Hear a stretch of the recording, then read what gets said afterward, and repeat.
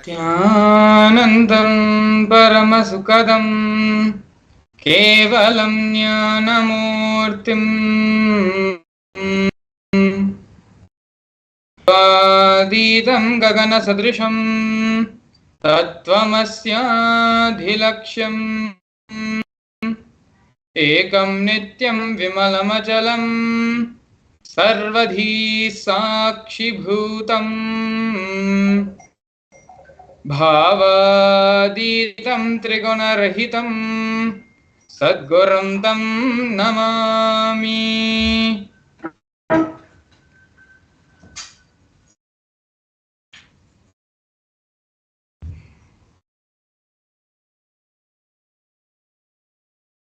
Nithyananda everyone, we welcome you all to yet another wonderful Bhava Samadhi Darshan with the Supreme Pontiff of Hinduism, Bhagavan Sri Nithyananda Paramashivam. Today, Swamiji will be giving the Chandisha Bhava Samadhi Darshan to all of us as a part of the ongoing pre-program series for the Paramashivam program starting on the February 9th of this year. Along with the program, we are going to be learning multiple things. Who is Chandisha Bhava Samadhi? Who is Chandisha Murthy? What are the various powerful cognitions, powerful truths he represents, as well as how we can, in our practical life, applicably use this power manifestation science and the powerful cognitions being revealed by Chandisha Murthy. But before all of this, I'd like to go through two things with all of you today. And both of these are very important and very special breaking news about Kailasa. The first one being the clarification of the Interpol notice of the non-existential into which was being spread false rumors and allegations being spread by media sources. As we can see here, this post is from the official page of the Supreme Pontiff of Hinduism, the official Facebook handle. And we can see here that the media reveals the truth about the no Interpol notice against the Supreme Pontiff of Hinduism, where there was no Interpol notice placed on the Supreme Pontiff of Hinduism to begin with. And also continues to say that the Supreme Pontiff of Hinduism, the Interpol has debunked the spate of disinformation in media of any Interpol notice or diffusion against the Supreme Pontiff of Hinduism, in deference to the fact that he is the Supreme Pontiff of Hinduism and head of the state of the United States of Kailasa. The persecution of the Supreme Pontiff of Hinduism has also been recognized in the United Nations, international bodies, and other multiple countries. Baseless rumors spread about Interpol notices being issued against the Supreme Pontiff of Hinduism. Media like the News Minute have revealed the truth of no Interpol notice the Supreme Pontiff of Hinduism, along with clear evidences of letters directly from Interpol on the same matter. So we can see, you can actually visit this post on Facebook, where the references and links to the News Minute report, as well as letters which state from the Interpol that no case has been put on the Supreme Pontiff of Hinduism, have all been linked in.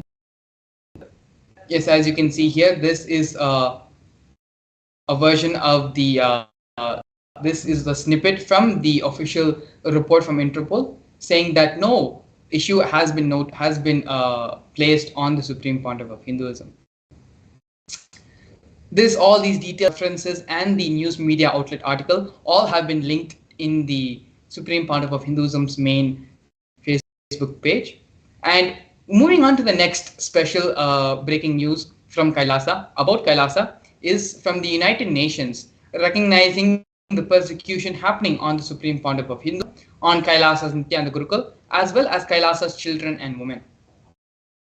The report on the special rapporteur on the sale and sexual exploitation of children, including child prostitution, child pornography, and other child sexual abuse material on reparation for child victims and survivors of sale and sexual exploitation. The weaponization of sexual violence targeting women and children, especially of minority traditions, is part of a more pervasive and systematic campaign targeting certain indigenous spiritual traditions, minority communities, and their leaders. One such indigenous spiritual tradition, currently targeted for extermination by the deep state elements in the Hindu aboriginal indigenous agriculture tribes, led by the Supreme Pontiff of Hinduism, Bhagwan Sri Paramashivam. Kailasa's Nithyananda Gurukul, which is the traditional residential education system of the AIAT, is one of the core components of the AIAT. From a tender age, they learn the 64 Vidyas, types of knowledge, in a unique method of knowledge transmission. Since the year 2010, deep state elements have forcibly and unlawfully shut down the indigenous Nithyananda Gurukuls, depriving several terrorist attacks, depriving several AIAT children of their fundamental human rights and right to education. Several terrorist attacks continue on the AIAT Gurukul schools and the children to destroy the Gurukul indigenous education system, ironically by the state bodies responsible for. And if you scroll down, you can see the links of from the official United Nations website, linking their website where these articles and reports have been published.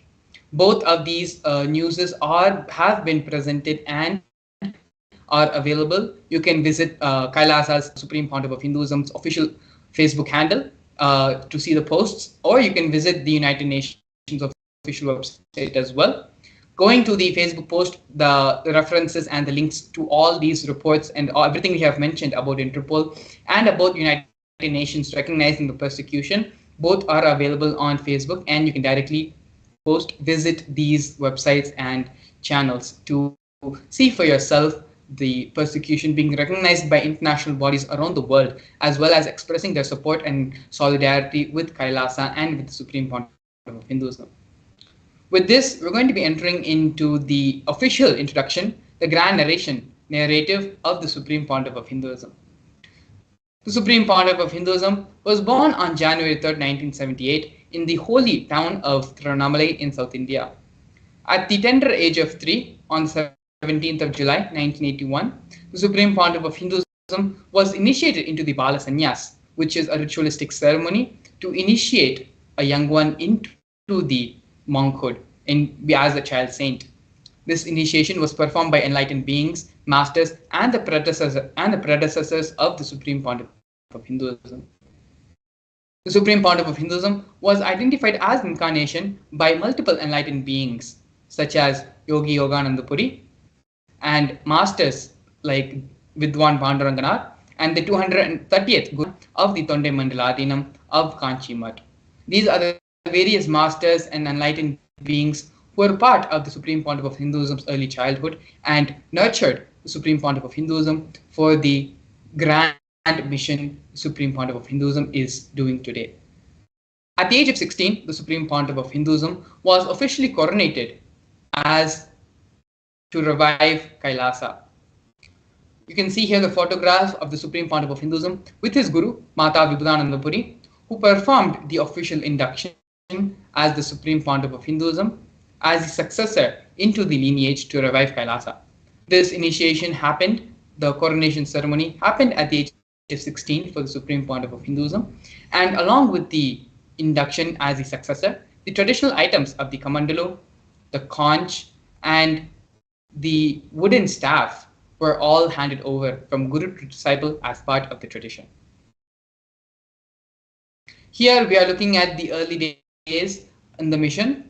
In the left hand side corner, we see a black and white photo, which is the Supreme Pontiff of Hinduism in front of the first temple monastery complex the Supreme Pontiff of Hinduism built for his guru, Mahataji Vibhudananda Puri. This complex was built by the Supreme Pontiff of Hinduism personally by his own hand, brick by brick, and was built for Mata Vibhudananda Puri under the guidance of his gurus. Later in the year 2001, on April 14th, at the age of 23, the Supreme Pontiff of Hinduism inaugurated the first Kailasa temple monastery complex in Tiruchengodu, South India. As you can see in the photo at the bottom left-hand most corner, the Supreme Pontiff of Hinduism's own handwritten annotation of the historic event was written on top of the photograph. A year later, on the 4th of November 2002, the Supreme Pontiff of Hinduism inaugurated and established the headquarters of Adi Kailasa Sarvanya Peetham. By the year 2004, at the age of 26, the Supreme Pontiff of Hinduism started conducting mass living enlightenment conventions all across the globe, taking people through powerful cleansing processes of the seven energy bodies. These sessions, these conventions, initiations not only happened in India, but in various parts of the globe as well, including Europe, North America, Canada, and others. In the year 2007, in the year 2005, at the age of 27, the Supreme Pontiff of Hinduism was welcoming statement in St. Louis by Francis G. Slade, the mayor of St. Louis at that time. You can see more glimpses of the Supreme Pontiff of Hinduism conducting these mass living enlightenment initiations all across the globe, in Oklahoma, in various other places of North America and Europe.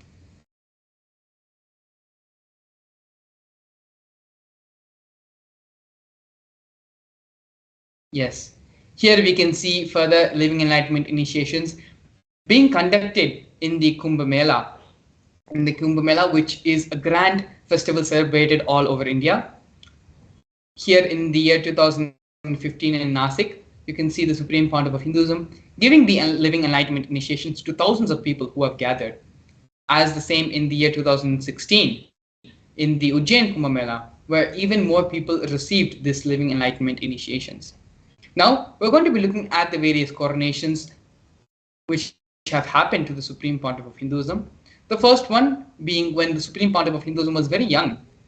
Supreme Pontiff of Hinduism was coronated as the 233rd Guru Mahasannidhanam of Kanchi Tonde Mandaladinam. The next initiation, the next coronation, which the Supreme Pontiff of Hinduism received was in the year 2002 of the coronation as the incumbent emperor of the Suryavamshi Surangi Samrajya.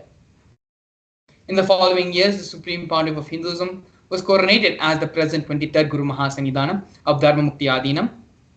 In the year 2012, the Supreme Pontiff of Hinduism was coronated as the Kailasonata as the 293rd Jagat Guru Mahasannidhanam of Kailasonata Shyamalapita Sarvanyapitam in Madurai.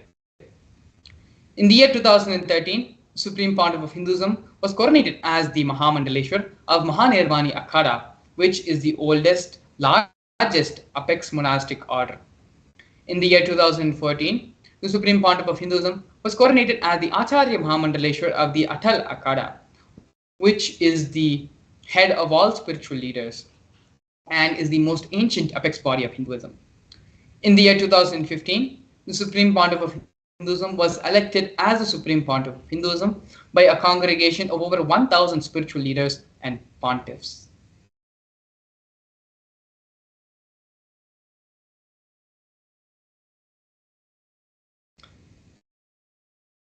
Kailasa is a macrocosmic, ancient, enlightened Hindu civilizational nation whose vision is living enlightenment for all of humanity.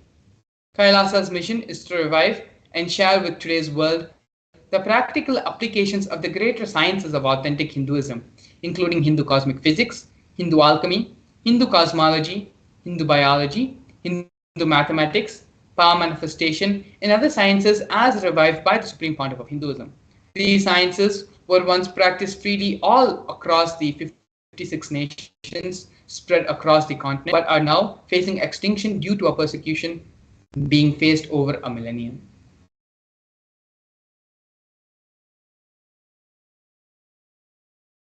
Here we can now see the Sri Kailasa Uniting Nations and the initiatives which they have performed. Over 108 initiatives globally have been initiated by Sri Kailasa Uniting Nations for a variety of humanitarian services, which collectively allows for the creation of an enlightened, peaceful, sustainable, equitable, resilient, and thriving world. One of these many projects which we are going to be looking at right now is the No Hungry Home project offered by Sri Kailasa Uniting Nations for nutritious food. More than 1 billion meals have been served by Kailasa over the past 27 years. Every month for the past 27 years, the Hindu ASMT community has organized more than 3 million Annadan services. Annadan service is the traditional service offering the free organic meals during religious gatherings, free for all and without discrimination.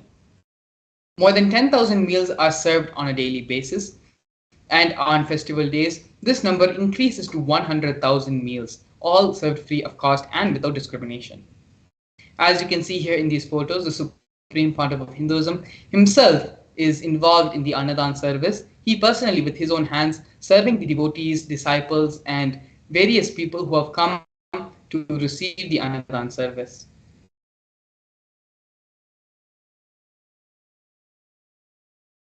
Here we have the Sri Kailasa preventive and protective centers offered by Sri Kailasa Uniting Nations for affordable and holistic healthcare.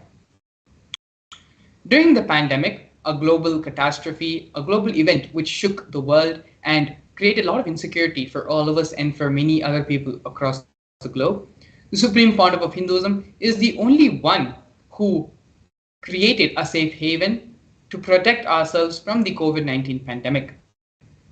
The Supreme Pontiff of Hinduism converted his temple monastery complexes into multi-layer quarantine facilities. These multi-layer quarantine facilities were offered free to all people, and regardless and without discrimination of their age, gender, caste, creed, ethnicity, color, social economic status, and so on.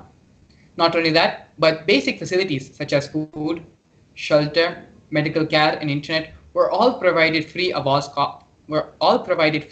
cost and for an indefinite amount of time. More than 30 million citizens follow the Kailasa's 28-day spiritual regimen in the year 2020.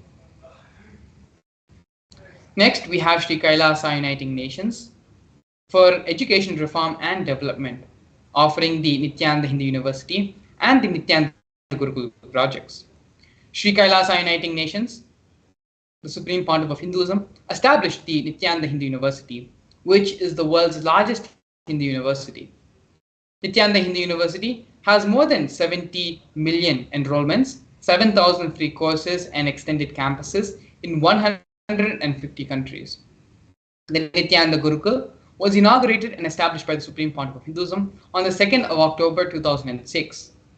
The Supreme Pontiff of Hinduism for the revival of the authentic and ancient Adi Shaivite Guru-disciple education system, which is an authentic knowledge transmission system based on the fundamental principles of enlightenment.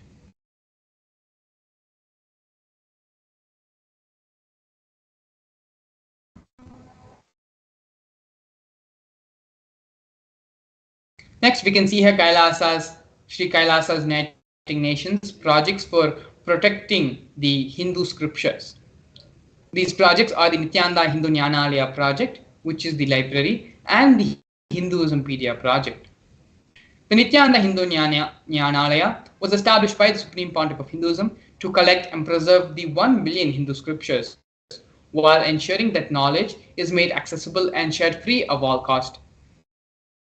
The Supreme Pontiff of Hinduism himself has authored more than 10,000 books, which have been written in 3 different languages, which have been translated into 50 other different languages, and has published more than 10,000 articles, has given more than 10,000 free discourses with a combined total view of 1 billion.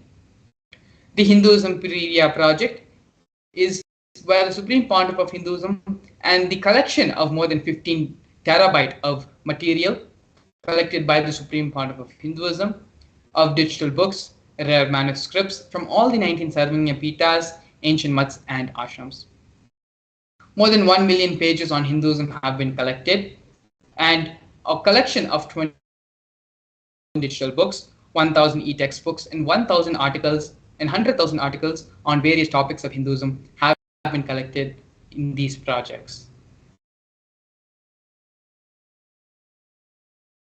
The next offering we are seeing by Sri Kailasa Uniting Nations is for global peace and religious harmony, offering the confluences for world peace.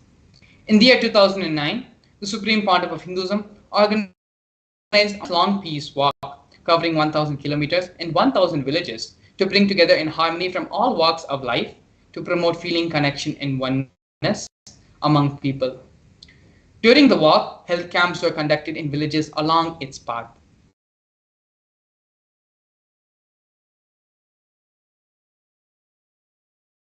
The next project which we are looking at right now is the Women Empowerment Programs offered by Sri Kailasa Uniting Nations for feminine empowerment and gender equality.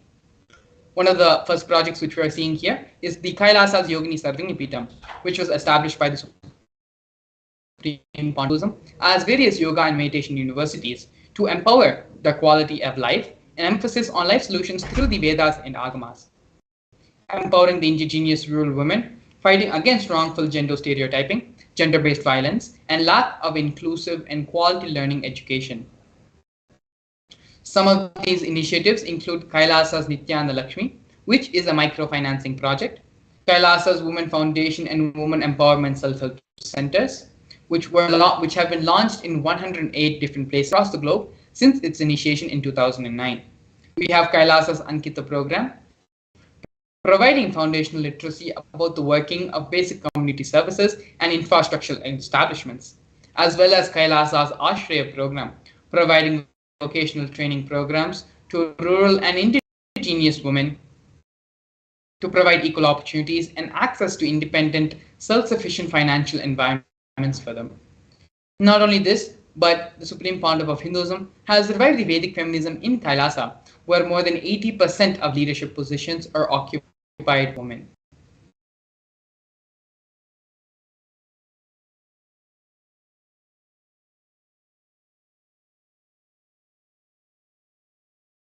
Here we're looking at one of the most historic in the history of Sri Kailasa. Before that, we're going to be looking at Sri Kailasa Uniting Nations offerings in the field of yoga. First is the Nityananda Kriyas, which are 108 scientifically validated Kriyas revived by the Supreme Pontiff of Hinduism, specifically targeting 108 major diseases and disorders such as diabetes, arthritis, blood pressure, and rheumatism. The next is Kailasa's Shivastamba Yoga and Kundalini Rajju Yoga. Both are ancient forms of yoga which were revived by the Supreme Pontiff of Hinduism. These different types of yoga, in which yogic asanas, postures, and weight balancing techniques are performed to create the yogic physiology, aligning it to the cosmic geometry to manifest superconscious powers in all of us. Not only that, but the Supreme Pontiff of Hinduism was awarded 2 Guinness World Records for the largest rope yoga and Kundalini Rajju Yoga, pole yoga, Shivastamba Yoga classes, bringing worldwide attention to these extraordinary forms of yoga. These Guinness World Records were received by the Supreme Pontiff of Hinduism on the 30th of September and 3rd of October, respectively.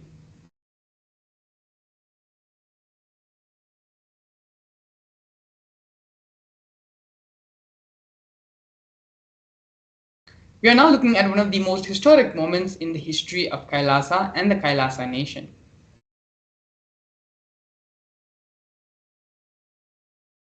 As you can see here, Kailasa, the first nation of Hindus, led by the Supreme Pontiff of Hinduism, Bhagavan Sri Nithyananda Paramashivam, spoke on behalf of 2 billion Hindus globally, the Hindu diaspora, at the 14th session of the United Nations Forum on Minority Issues.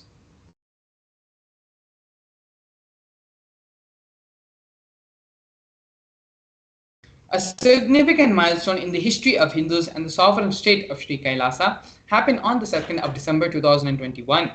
His Excellency Sri Nitya Moksha Priyananda, Ambassador Extraordinary and Plenipotentiary of Kailasa, represented the persecution of Hindus at the 14th session of the United Nations Forum on Minority Issues.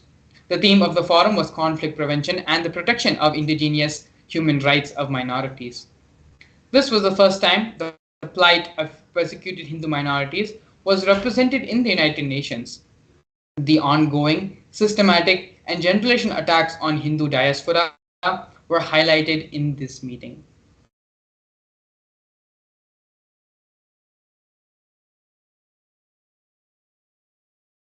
We are now looking at the torture and murder attempts by the state and non-state actors on the Supreme Pontiff of Hinduism. More than 70 assassination attempts in India and physical attacks in the Supreme Pontiff of Hinduism, both in India and abroad, have been attempted. 40 attacks on community members, destruction of monasteries and temples. incidences of attacks of molestation and rape of women and women monks. Intense lawfare through the 100 false legal cases, all but one are dismissed. The entire government mechanism, politically owned media, police, judiciary control, and the inciting of mobs through the social media. All of these are just but a few of the many different lawfare techniques and illegal persecution ways through which the Supreme Pontiff of Hinduism was illegally persecuted. But despite all of everything which the Supreme has done, Swamiji was steadfast in his resolution and commitment to establish the Kailasa nation for all Hindus, to revive and protect this ancient Hindu Dharma, and give the superconscious to the whole of humanity. One of the important ways the Supreme Pontiff of Hinduism is reviving Hinduism as well as giving the superconscious breakthrough to the whole of humanity is through the power manifestation science. The manifestation science was established by the Supreme Pontiff of Hinduism and dates back its originality in the scriptures of Vedas and Agamas. In the next segment, we're going to be learning more about the science of power manifestation, as well as learning the scriptural reference for these powers, the 463 powers mentioned by Paramashiva in the Veda Agamas. Not only that, but we are also going to be seeing a live demonstration of the power of third eye in consciousness over matter. So please stay tuned. We'll be back with you after a short break.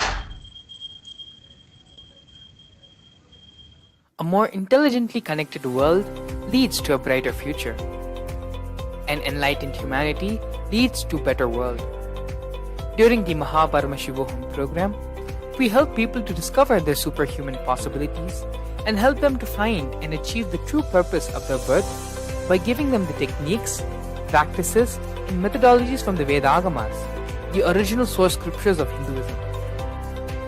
The Supreme Pontiff of Hinduism is reviving the ancient original Vedas and Agamas in all its glory, in a user-friendly way for the modern mind.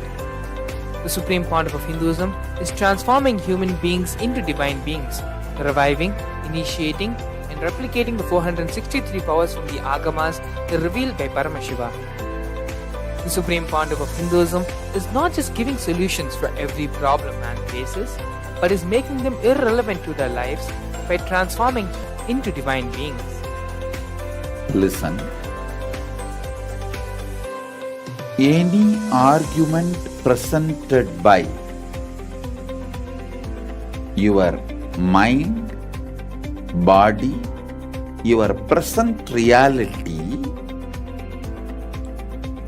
to establish you are not Paramashiva, you are not omniscient, omnipotent, omnipresent. Anything presented to prove you are not Paramashiva is illegitimate. Decide this for determinism. Understand? Anything you declare as illegitimate will lose power over you, will die in few days, few minutes, maybe in few weeks, whatever few days it takes. It will not have power over you. Understand, this is the method for sudden enlightenment. This is the method for sudden enlightenment. It happens by the Shaktipada. Here Paramashiva is sitting to tell you all, you are Paramashiva, you are me, with Shaktipada and Shaktinipada. The Dvitiya Vijnasa Krama is an extensive and thorough yoga sequence to prepare your body to receive the experience being given by the Supreme Pontiff of Hinduism. Through the yoga, which is aligned as per the source scriptures laid down by Paramashiva and the Agamas, you break all the impossibility in your body and in turn break the very cognition of impossibility. The program leads you to go beyond your human frame and limiting human ideas, which prevents you from living your highest possibility. I will reach you wherever you are, whichever corner of the world you may be. I will reach you with enlightenment. Again I tell you, I am not here to prove I am God, I am here to prove you are God. Don't wait to become divine. Register now at paramashivoham.org.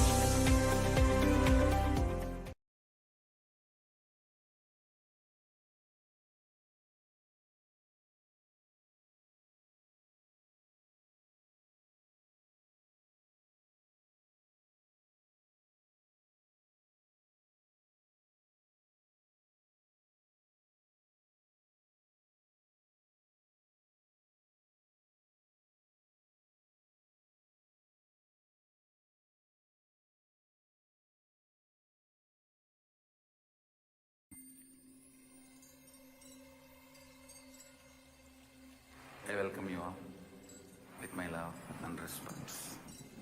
Let you all open all your three eyes. Om Nithyananda Paramashivam.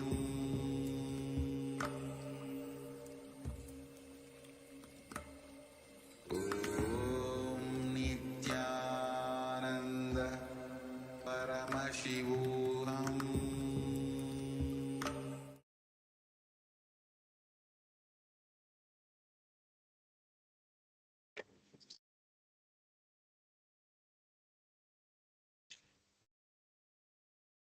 Yes, so we welcome all the viewers back to the session. Now will be, before we enter into the power manifestation, we want to reiterate the beautiful victories that the Kailasa has got after from the various happenings that have been good auspicious happenings that have happened.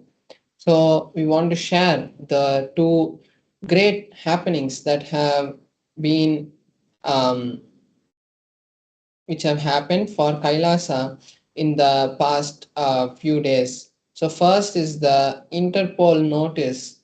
The what the Interpol has given a statement supporting Kailasa and saying that Kailasa and the supreme point of Hinduism is has known there is no any sort of notice which has been given against the supreme point of Hinduism, and Interpol stands supporting Kailasa and um, accepts that Kailasa that the supreme point of Hinduism is helping humanity. And then we also have the detailed reports and pictures and links which have been given in the description. All the viewers can take few minutes to read those things which have been given, and also share this with all your friends and family and tell them the truth about Kailasa and spread this truth to everyone so that everyone also knows the real truth and starts to understand that the Kailasa, how Kailasa is standing for Hinduism and at the large standing for humanity. And then we also have the report from the UN also, which has given another report stating its support for its recognition of the various persecutions that have been happened on the children and the women and at the large the whole Hinduism and the whole Sanatana Dharma. UN also understands and has given their strong statement and statement of support for Kailasa and recognize the various persecutions that have happened on Kailasa.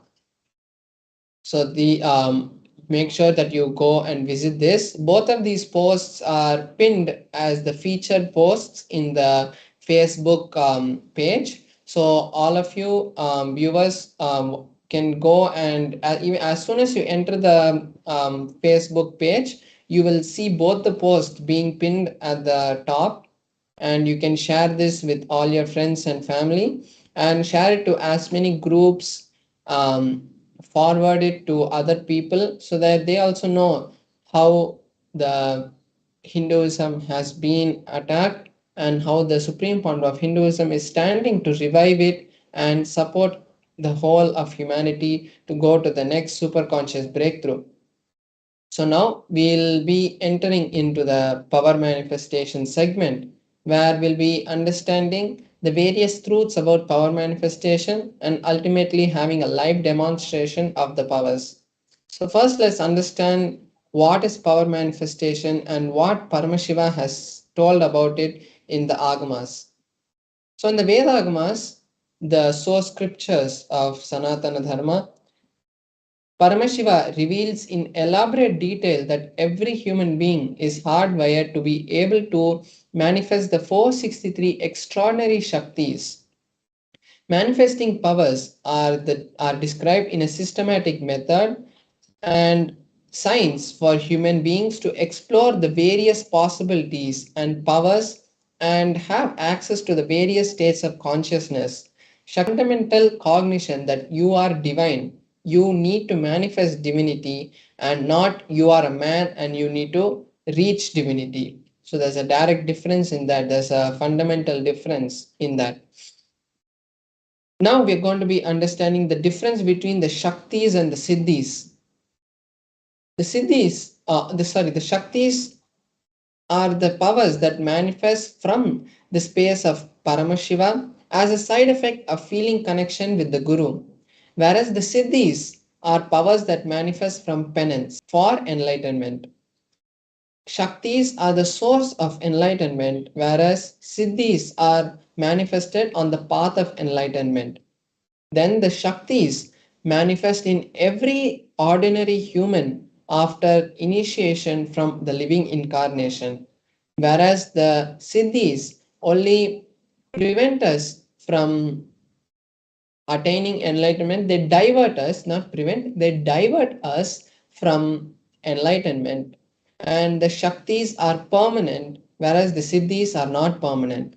Now we are going to see the various ways these powers are validated scientifically and foolproof to be manifested by every human.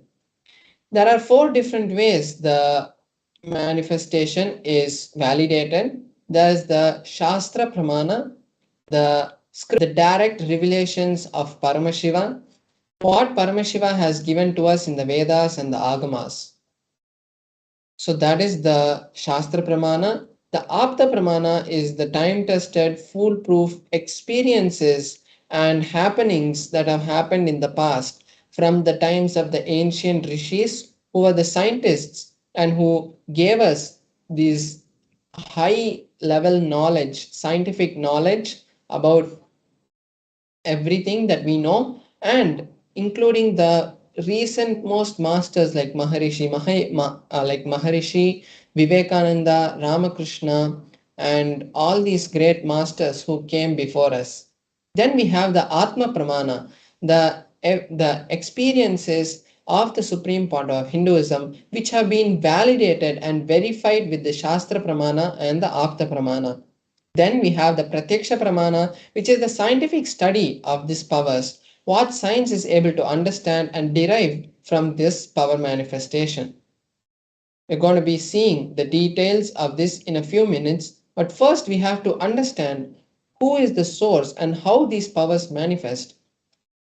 The source for these powers to manifest is Paramashiva, who is the primordial divinity in Hinduism, the ultimate reality and cause of which is self-effulgent, Swayam Prakasha, all-pervading, unchanging, beyond time and space and form, and he is the causality as the fundamental base of manifest and the unmanifest, and he creates this whole cosmos and this whole existence to the five actions, the Panchakritya.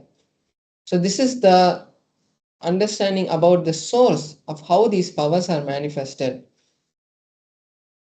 Then there's a very powerful cognition which has been given by the Supreme Founder of Hinduism.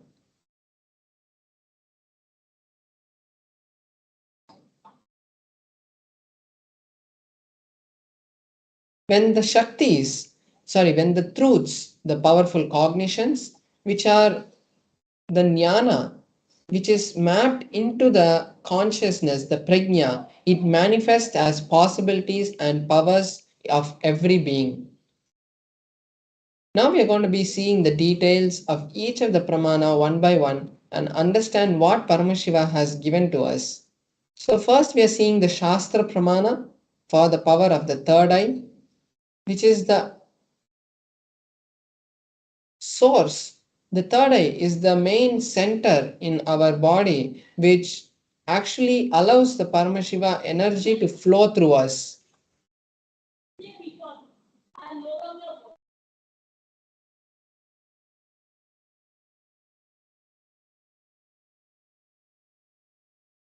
So we have the Shastra Pramana, which is from the Vijnana Bhairava Tantra, a scripture which has been directly given to Paramashiva Shakti by Paramashiva.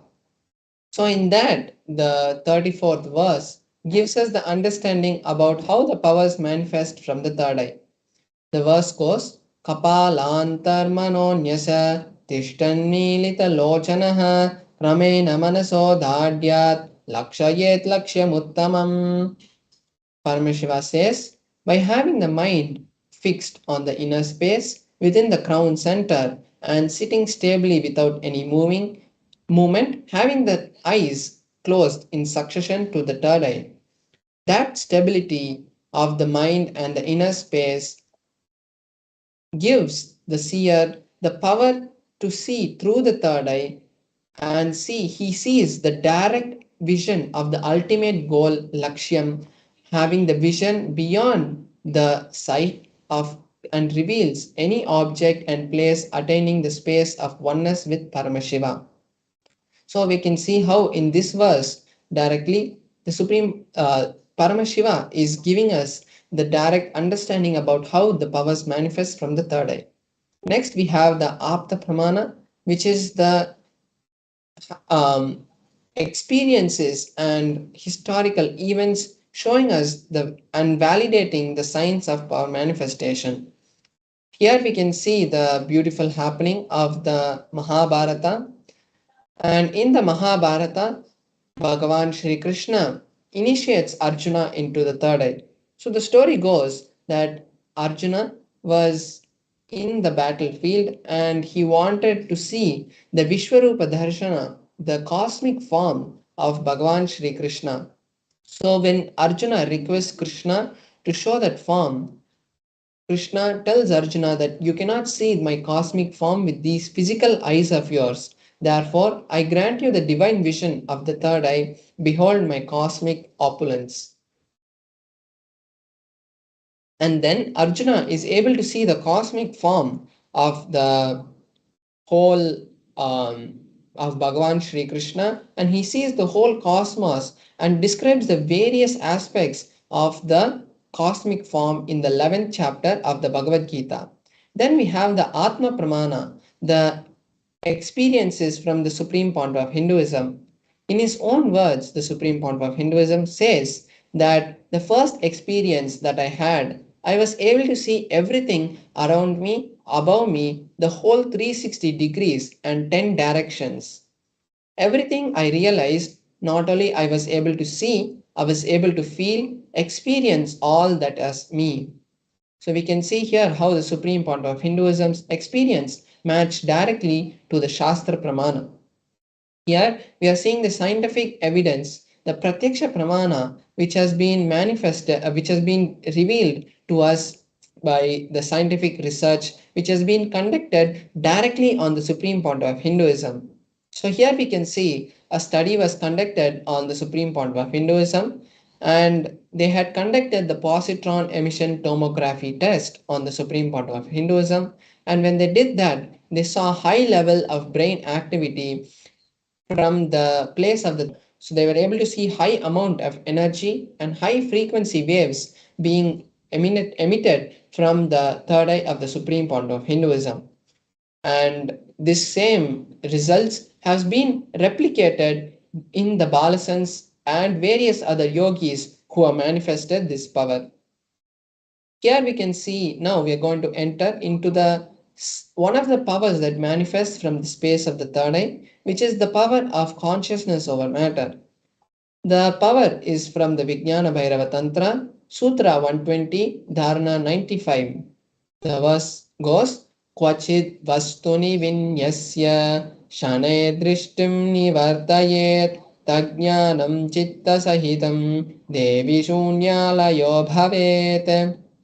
Paramashiva says, having fixed one's eyes on a particular object, Vastu, one should slowly eliminate and withdraw the sight from that object as well as slowly eliminate the knowledge and the impressions of that object. Then, O Devi, one abides in Shunya, the state where there is nothing other than this exists, which is the state of all inclusiveness and infinity. So here we can see how Paramashiva has given us a beautiful detailed step-by-step procedure for how the power of consciousness over matter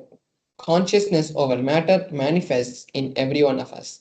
Now we are going to be having a live demonstration of this power where I'll be demonstrating this power of consciousness over matter to all of you so that we can all experience the space and the powers of Paramashiva. And now I'll be how we'll be manifesting this power is I will be placing my hand on a flat surface and the Atmalinga will be placed on my hand. And then by the connection and the oneness with Paramashiva, I will be making the Atmalinga to stand. So the goal of this power is not just making the Atmalinga stand, allowing Paramashiva. Because when we manifest powers, we are ultimately creating the high state of consciousness with Paramashiva, which is creating a strong environment to create the reality and create the field of oneness in all the viewers watching it so that you can manifest your realities. So now I'll be showing the close up. I welcome you all with my love and respect. Let you all open all your three eyes. Om Nithyananda Paramashivam.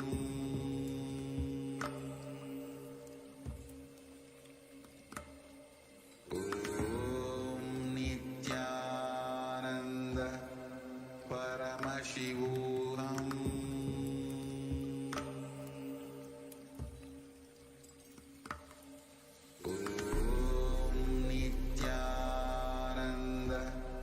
Paramashivam.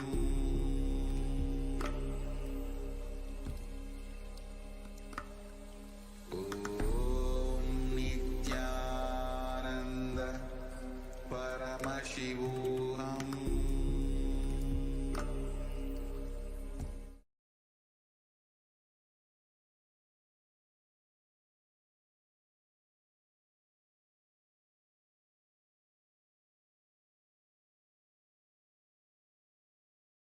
Yes, so now we can see my Atmalinga. So now we can, as we know, the Atmalinga is made out of a crystalline material. So no kind of magnet can be used to make the Atmalinga to move, or there cannot be any external things that can be used to create the movement in the Atmalinga.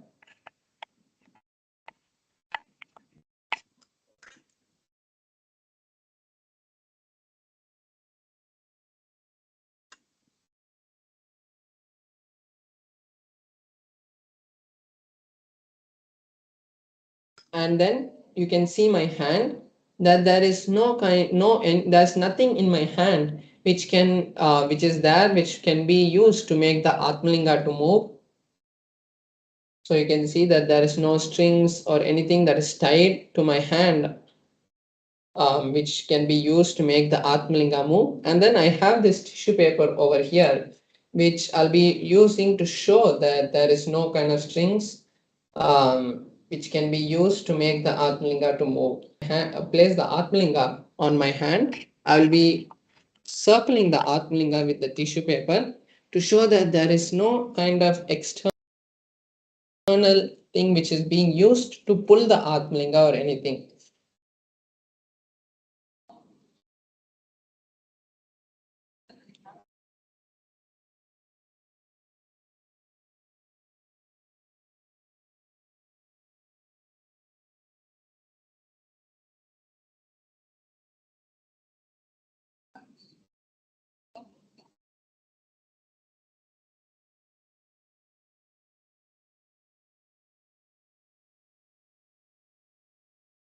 So now I'm placing the Atmalinga on my hand, and now I'm just circling my Atmalinga, showing that there is no kind of any external things which are being used. So even you can see that when the tissue paper is moved, the Atmalinga is stable.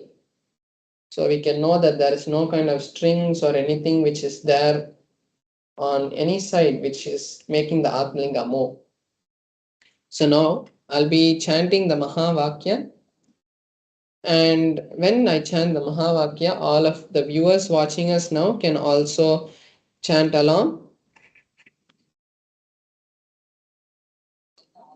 Now I'll be connecting with Paramashivam, and this is the best time all of you can also use to create any reality that you want, so that when I am creating the space of oneness with Paramashiva, it will also be affecting you because we are all entangled now. And as you are watching this same mirror neurons which are being created, the neurological pathways which are being used to create this effect, because when these kind of power manifestations manifest, we have seen high amount of gamma waves and emitted from the brain. So at that time it creates the high space for anyone who's seeing this to also replicate that in their brain. So now I'll be chanting the Mahavakya. You can also join with me and chant the Mahavakya. So you can manifest any reality that you want, or you can also manifest the same power. So now let us enter into the manifestation. Om Nithyananda Paramashivoham. Om Nithyananda Paramashivoham. Om Nithyananda Paramashivoham. Om Nithyananda Paramashivoham. Om Nithyananda Paramashivoham. Om Nithyananda Paramashivoham. Om Nithyananda Paramashivoham. Om Nithyananda Paramashivoham. Om Nithyananda Paramashivoham. Om Nithyananda Paramashivoham. Om Nithyananda Paramashivoham. Om Nithyananda Paramashivoham. Om Nithyananda Paramashivoham. Om Nithyananda Paramashivoham.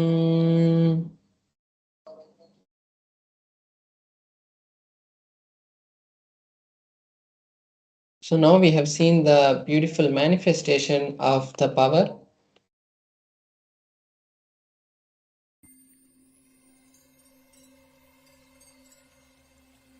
I welcome you all with my love and respect. Let you all open all your three eyes.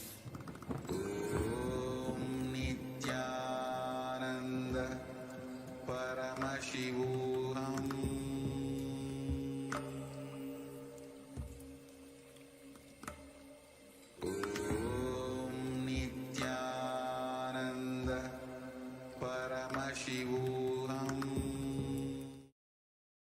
So the best thing about the power manifestation is that it is aimed and it is programmed by the Supreme Founder of Hinduism to create the best reality in our life.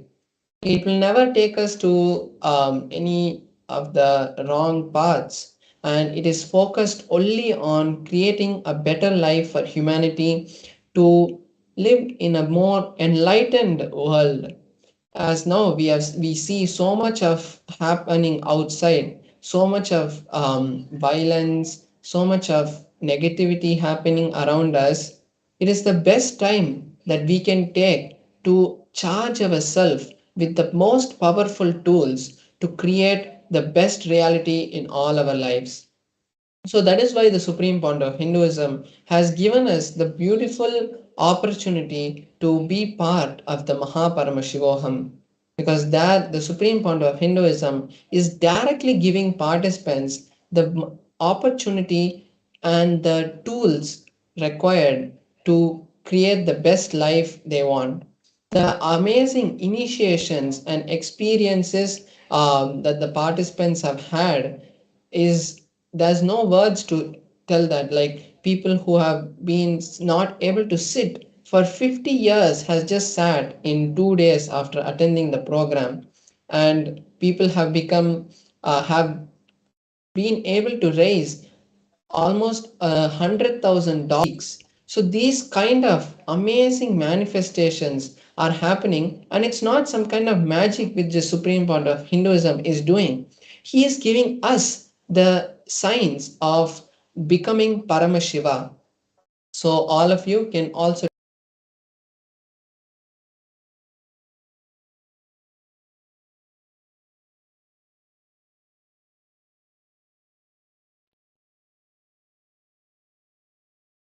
sorry for the technical glitch. Yes, so I was saying that the Supreme Point of Hinduism is not doing it for us. He is giving us the tools to become Paramashiva. So we have the QR code which is there. You can scan it with either your Android or Apple phone, and it will take you directly to the link paramashivoham.org, and you can just search, or if you want you can just search in Google Paramashivoham program registration, and you should land up in the Kailasa's events page, website, home page, landing page, and there you will also have the link to go to the registrations page where you can create the intention.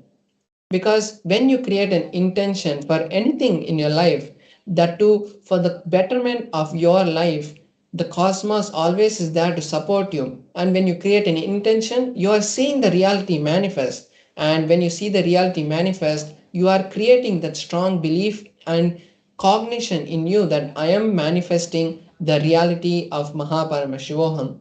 So now you can all take this beautiful time to register yourself and your family into this powerful program which is going to change your life forever. Now we'll be entering into a beautiful session with the Supreme Founder of Hinduism, where he will be giving us various understandings about reactionary assumptions. What is this reactionary assumptions and how it is so crucial to know about these in our life? Because the reactionary assumptions which we take at these kind of at critical moments in our life is the thing that turns our life into the most hardest times of our life. So when we know how to react and act at those times, we will be able to make more clear decisions and have a more better life in the space of Paramashivoham.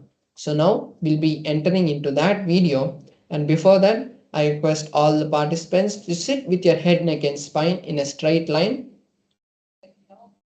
Sit in either Padmasana, Sukhasana, or if you think no, I can't sit like that, it's fine. But the Supreme Point of Hinduism has given us the teaching that when we sit in these kind of yogic postures, the listening and the amount of knowledge which is being transferred through the cognitions of the Supreme Point of Hinduism will be even more stronger.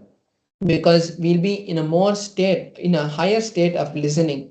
So that's the bring yourself to the space of listening and make sure that you take notes of all these truths which are being revealed by the supreme point of Hinduism, so that it becomes a knowledge bank for you, so that whenever you are in a space of powerlessness, the teachings and the truths and the powerful cognitions of the supreme point of Hinduism will directly be a pillar to raise you back to the space of Paramashivam.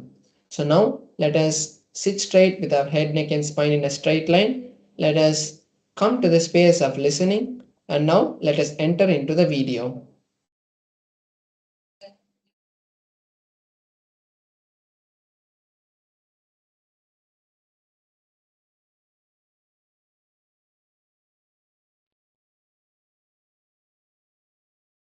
Supernal effulgence of Paramashiva, which is eternal inside you, cannot be reduced,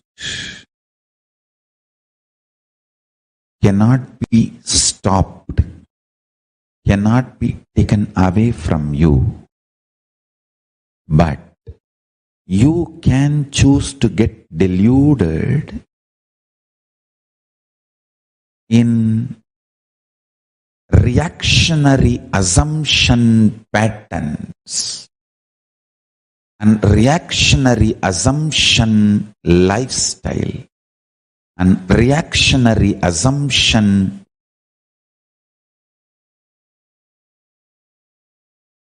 patterns and lifestyle caused mess. Understand? The reactionary assumptions patterns, reactionary assumptions lifestyle, and the mess caused by reactionary assumptions and that lifestyle.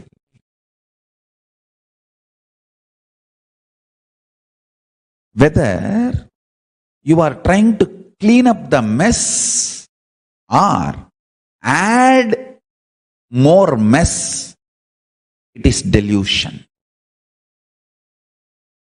Let me make it clear. The reactionary assumption patterns means assuming and reacting. Those patterns, I should call them as mala, toxins. Not only unnecessary, sitting inside you, dangerous, sitting inside you.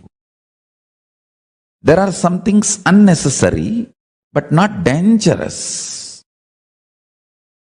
But there are some unnecessary and dangerous. Mala, toxins are not just unnecessary, but dangerous also.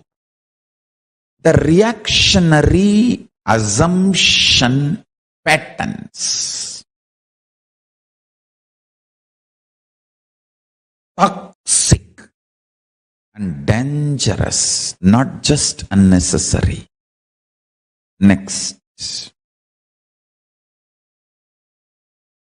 The reactionary assumption lifestyle. So, behaving this way and making decisions, becoming lifestyle. That is second. Third, the mess you made in your life due to this reactionary assumption patterns and reactionary assumption lifestyle. Understand?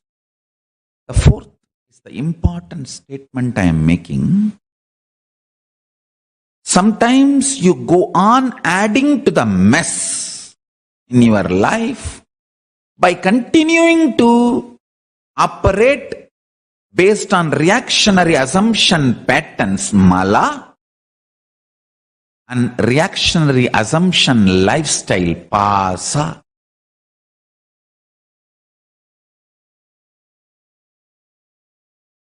If you are more and more reactionary assumption patterns and reactionary assumption pattern based lifestyle,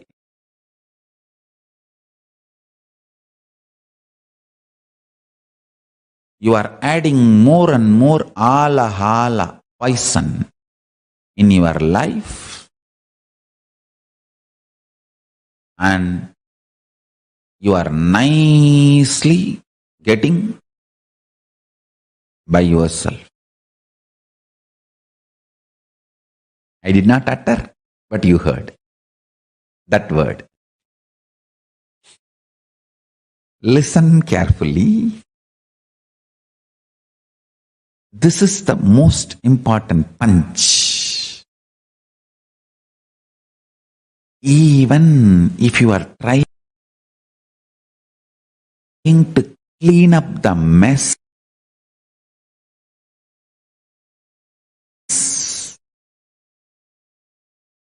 created by the reactionary assumption patterns and reactionary assumption lifestyle, even that will be delusion.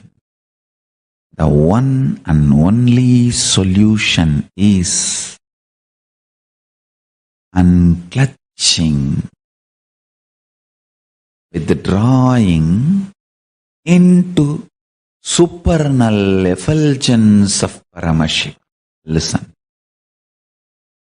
Supernal effulgence of Paramashivam.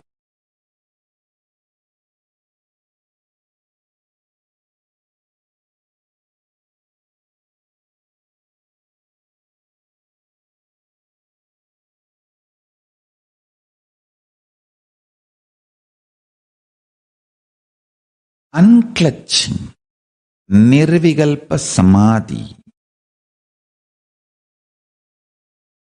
applying the Ishana principles, liberating cognitions, liberation principles. Yesterday's satsang, I gave a very simple method. If you just internally tell yourself, okay, I am not going to struggle anymore with this business which is torture, job which is torturing me, with relationship which is suffocating me. I am declaring and I am withdrawing. Even if you take a conscious decision, don't do. I am not saying divorce. I am not saying resign the job. I am not saying sell the company. No. I am saying decide to create an inner space for yourself where you are not constantly functioning out of reactionary assumptions. This is what I call liberating cognitions, liberation principles. Withdraw. For 2 days still, I'm not going to get involved. Let me have my space. Let me sit with supernal effulgence of Paramashiva. Whenever you are continuously in the reactionary assumption mode and you are tired, demons and negative elements can enter into you, influence you and turn you against the fundamental truths. That is why first thing you need to withdraw. Up to the liberation principles, liberating cognitions.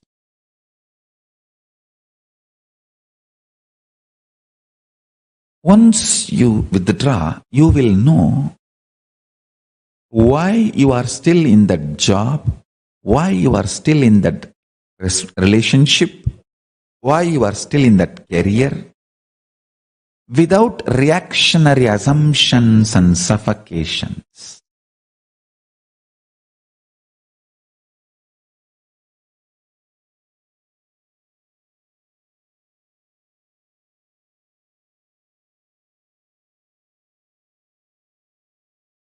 reactionary assumption.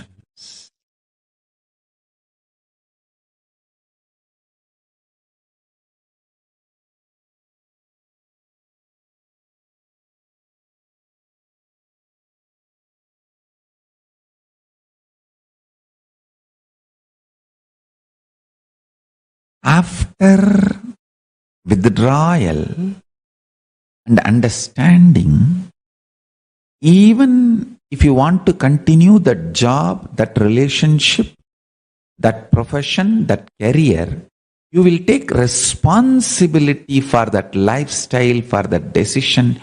You will not be cursing anyone. You will not be suffocating yourself. You will not be torturing yourself and the other person. Withdrawing from reactionary assumptions also will make you realize how much you act as enemy to yourself because of the poison fed by the society continuously. If society continuously calls you cheat, thief, abuser, something, slowly, even one part of you starts getting so angry, agitated, inability to defend yourself, you start drinking that poison. Listen carefully. That is why I am saying anger is like opening your door to send your army to attack, but many times when you open your doors of the fort, your fort's door to push your army out to wage the war, the opposite side army sneaks into your fort a little bit at least. That is why I am saying do not open the door called anger of your fort. Reactionary assumptions are like a fort's door. You may be thinking, no, I will get angry and send my soldiers, attack the enemy. No. When you open, sometimes the enemy soldiers sneak into the fort through the same door, and self-hatred is enemy soldiers sneaked into your fort and sitting inside your heart, wounding yourself deeply in unclutching Nirvikalpa Samadhi will give you the feeling you are legitimate. That's the most beautiful feeling Hinduism can give to the world. You are legitimate. You are not sinner. You are not slave. Amritasya putraha. You are the sons of immortality. Manifestations of immortality. Putra means extension, manifestation, living inheritor. Not just son or daughter, living representation, living inheritor, extension. You are Amritasya putraha. You are living inheritor of immortality, living extension of immortality.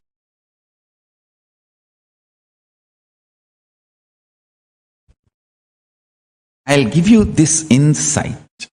Listen to this.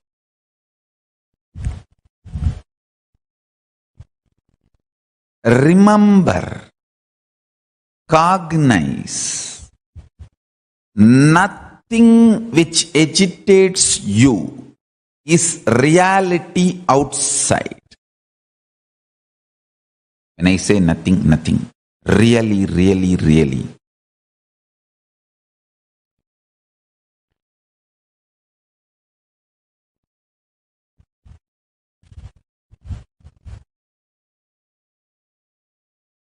Anything which agitates you.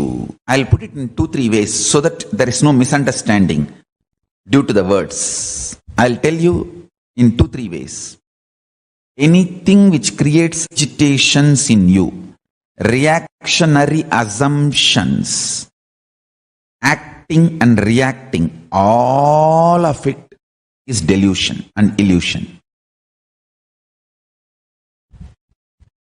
This cognition will only make you more responsible because you will have clear inner space. You will have an inner space where there is no chaos. Everything is order. There is no reactionary assumptions. Understand? I tell you. You always see the result and then decide whether what you are doing is right or wrong. But I tell you, you should always see the inner agitation and then decide whether you are doing right or wrong. Reality is subjective, and from there it starts. End does not justify means, because what you consider as end is delusion and illusion.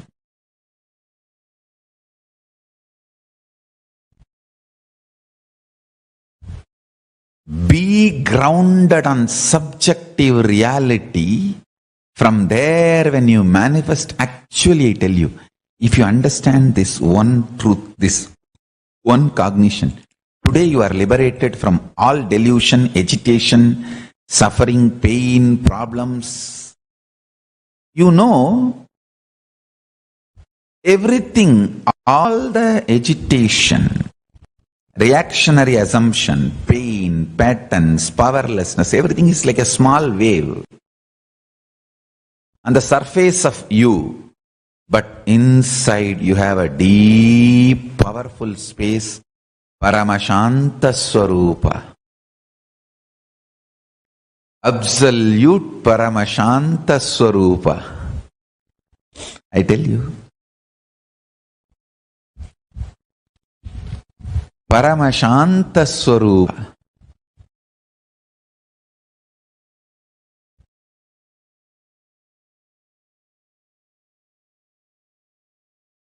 Discovering, cognizing your internal Paramashanta Swarupa is Nirvikalpa Samadhi.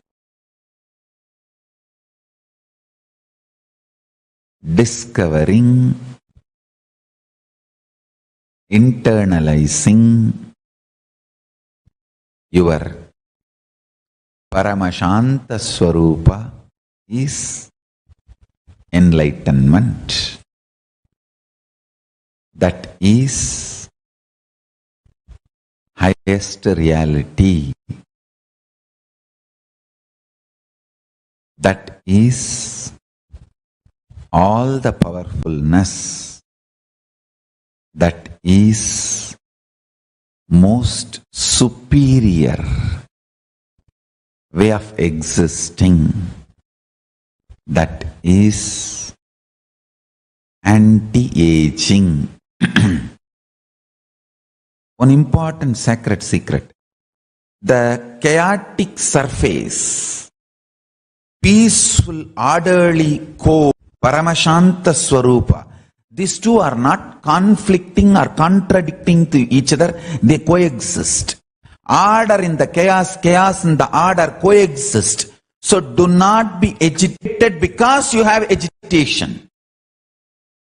Do not worry because you have worries. Don't create complication. Understand?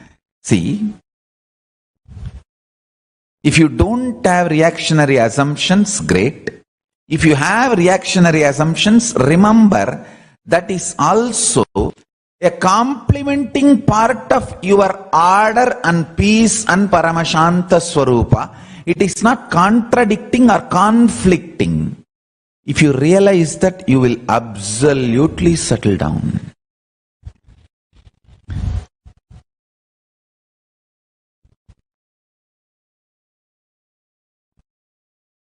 That settling space will help you to do what is right from subjective reality.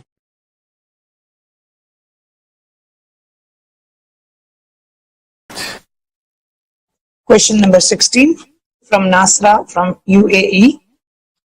Beloved Swamiji, first thanks and gratitude for continuously upgrading us to the next level. Would like to enrich people in my country. Please guide me. How can I be a medium to tell about you, as the religious concern here restricted and Muslim people hard to convey your powerful message? Nithyananda.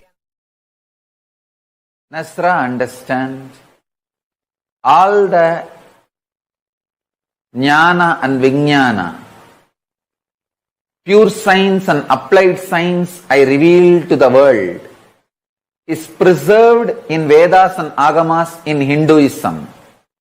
But I am beyond religions. I am beings.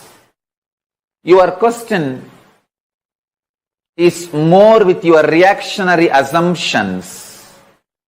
Just decide to do tyaga of all your reactionary assumptions and reach out to people with a tremendous compassion. Decide to initiate work sincerely with tyaga. All your reactionary assumptions will be cleared. It will be too easy to reach out,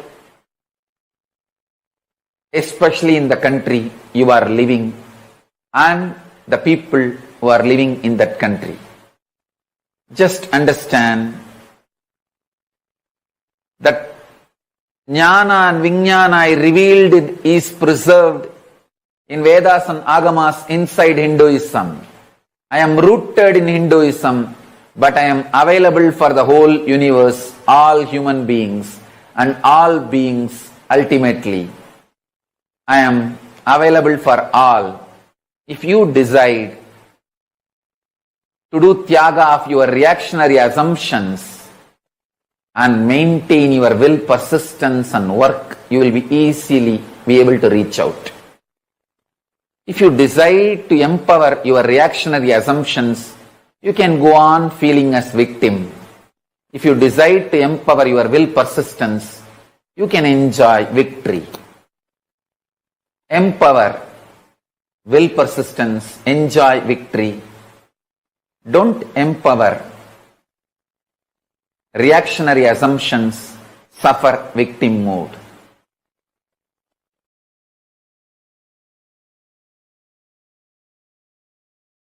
Let me now come back to today's message. You associating yourself more and more with cosmos, existence of you. As I told, you have 25 faces. One face is your body. That's only one dimension of you. One face of you. Your cosmos is one more face of you.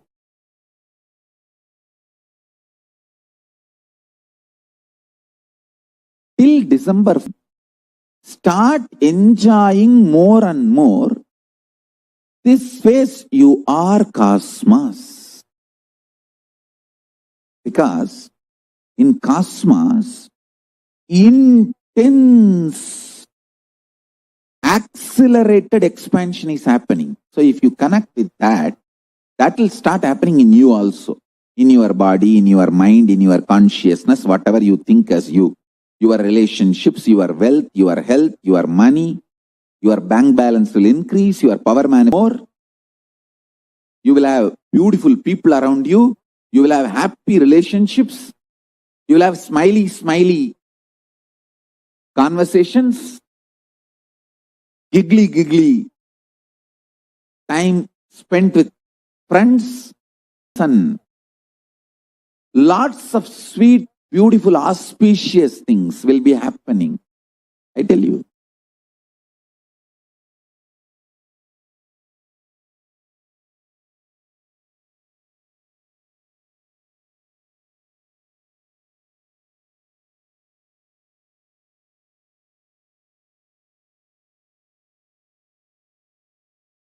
When a man feels insecure, his first reaction is sexual activity. When a woman feels insecure, the first reaction is frightening, terrifying, fear, and destroying everything, doubting everything around her due to that fear. Understand? In both situations, you just need little bit of unclutching and relaxing into the truth you are cosmos. Develop this one phase in you, you are cosmos. You will see tons of your reactionary assumption based destructions will reduce.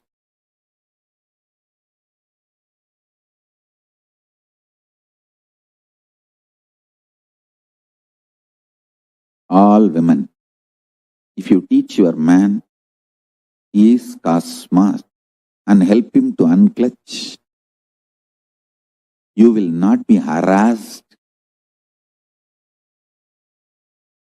demanded, you won't feel exploited, you won't feel used. He will be such beautiful part of your existence. All men, listen, if you teach your women, they are cosmos and little unclutching. You don't have to shiver in your own home for that 3 days.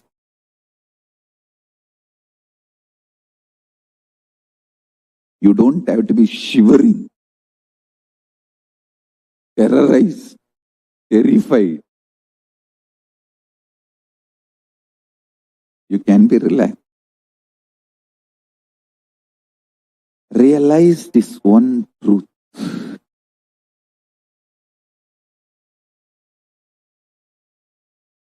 At least till December 14, add in you more and more understanding your cosmos. Add everyone around you in their life also. Support them to understand their cosmos.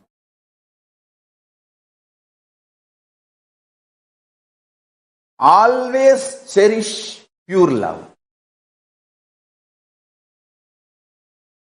Always cherish pure love.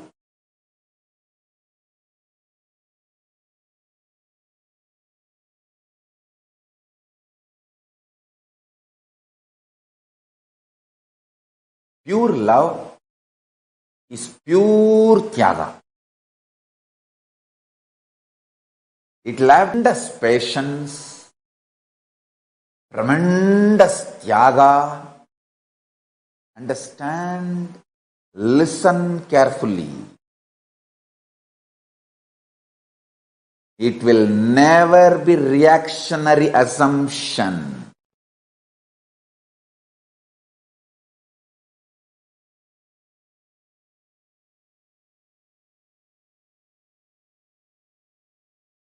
You will have tremendous tyaga for Paramashiva, and you will have the patience for Paramashiva to manifest in you.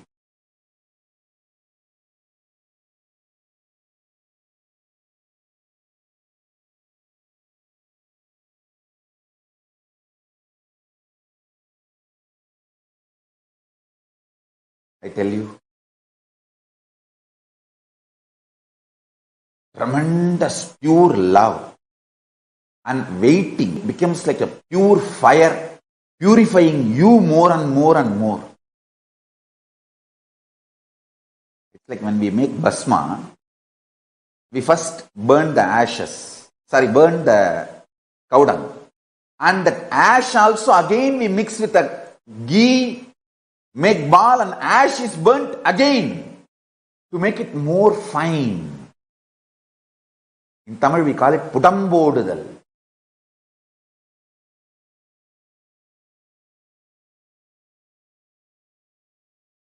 to make the basma or to make the herbal medicines or Siddha medicines in Siddha Ayurveda traditions. The Hindu medicine, all Hindu medicinal methods use this methodology called Pudambodudal. Ashes will be burnt again and again, multiple way.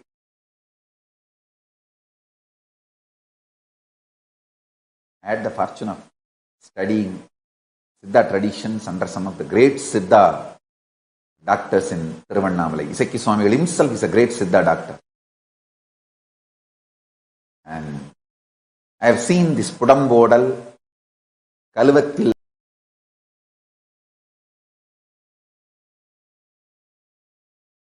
all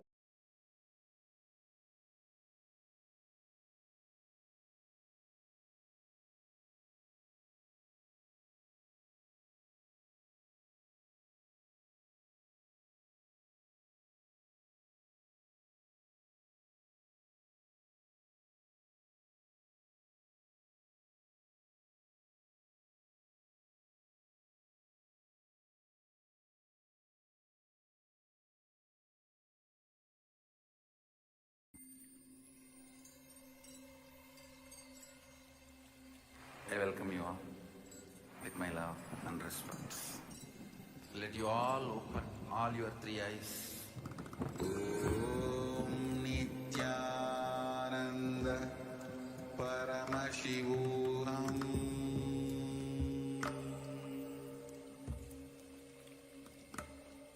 Om Nithyananda Paramashivam.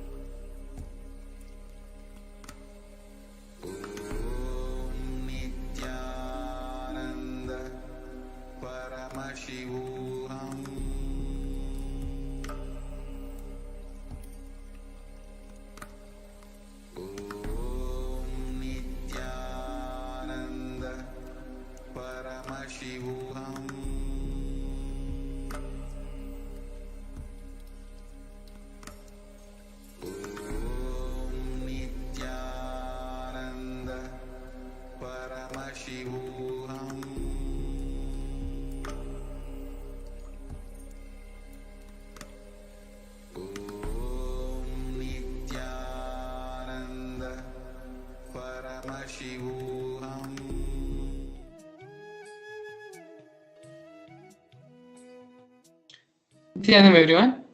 We're back. Beautifully, Swamiji explained about the reactionary assumptions and the fundamental root why we are suffering so much in our life. Why? Even though we think that we are doing good, we think that our actions are reasonable, we still feel like we are suffering unnecessarily. We are going through so many problems which are not required in our life, which even we feel sometimes that what did we do to deserve this? The answer for all these questions is reactionary assumptions. For everything which happens in our life, instead of acting to them, we are reacting to it. If you look now into your life, into your past, even things which may have even happened today, since morning, if you deeply analyze it, you will find that all the conflicts, all the sufferings, all the incompletions which were created in those moments happened because you reacted to a situation and did not act out of the situation. There's a big difference between reaction and acting. As Swamiji beautifully explains, when you act in any situation, the space of completion from a space where you're not taking decisions out of your emotions or your incompletions. Reactionary assumptions happen when reactionary assumptions happen.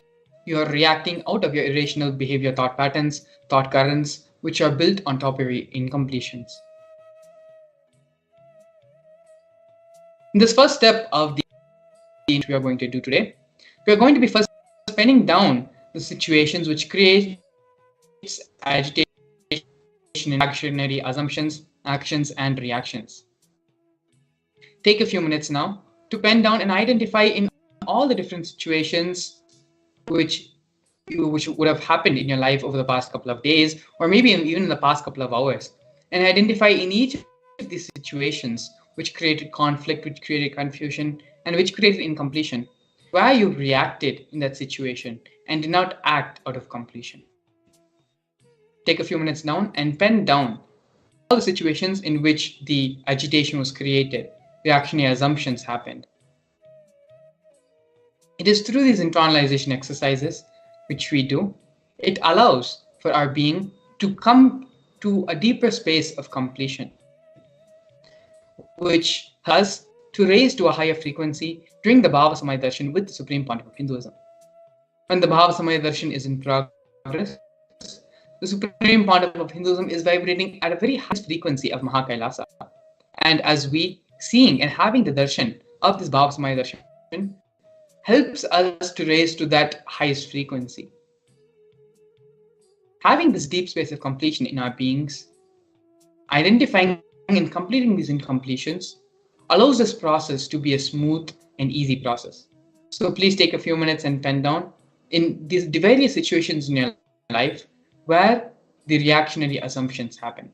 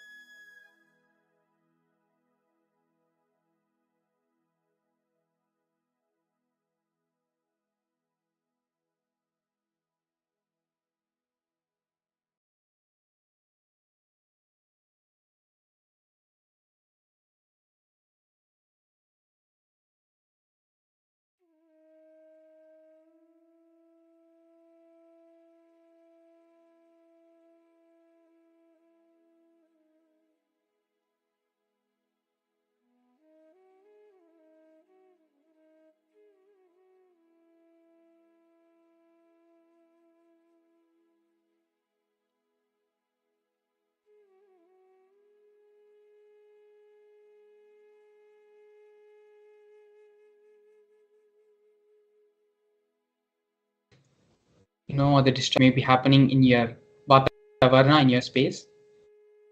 Whatever it may be, maybe mobile devices, or work notifications, or something which may be happening in the house. It is only doing these internalization exercises you give time for yourself. If you sit and analyze your whole day from morning to night, you are mostly thinking about something else, thinking about next what is supposed to happen, or maybe having a reactionary assumption about a certain situation which is happening in your life, or maybe worrying or being in anxiety about something. But how much time are you actually for yourself, to work on yourself? We spend a lot of time furthering our professional careers, furthering our need to be done in our household, things which need to be done in relation with our family and extended family responsibilities.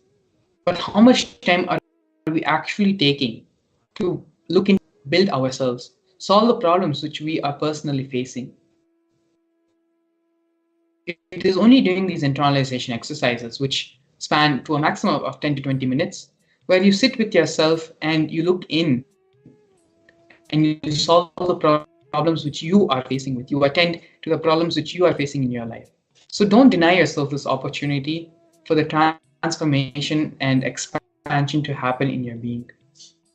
Allow yourself to be completely integrated, completely focused with the internalization exercise. Please continue to do the exercise sincerely, identifying all the places in your life, all the situations, various situations in your life, where you take decisions from reaction.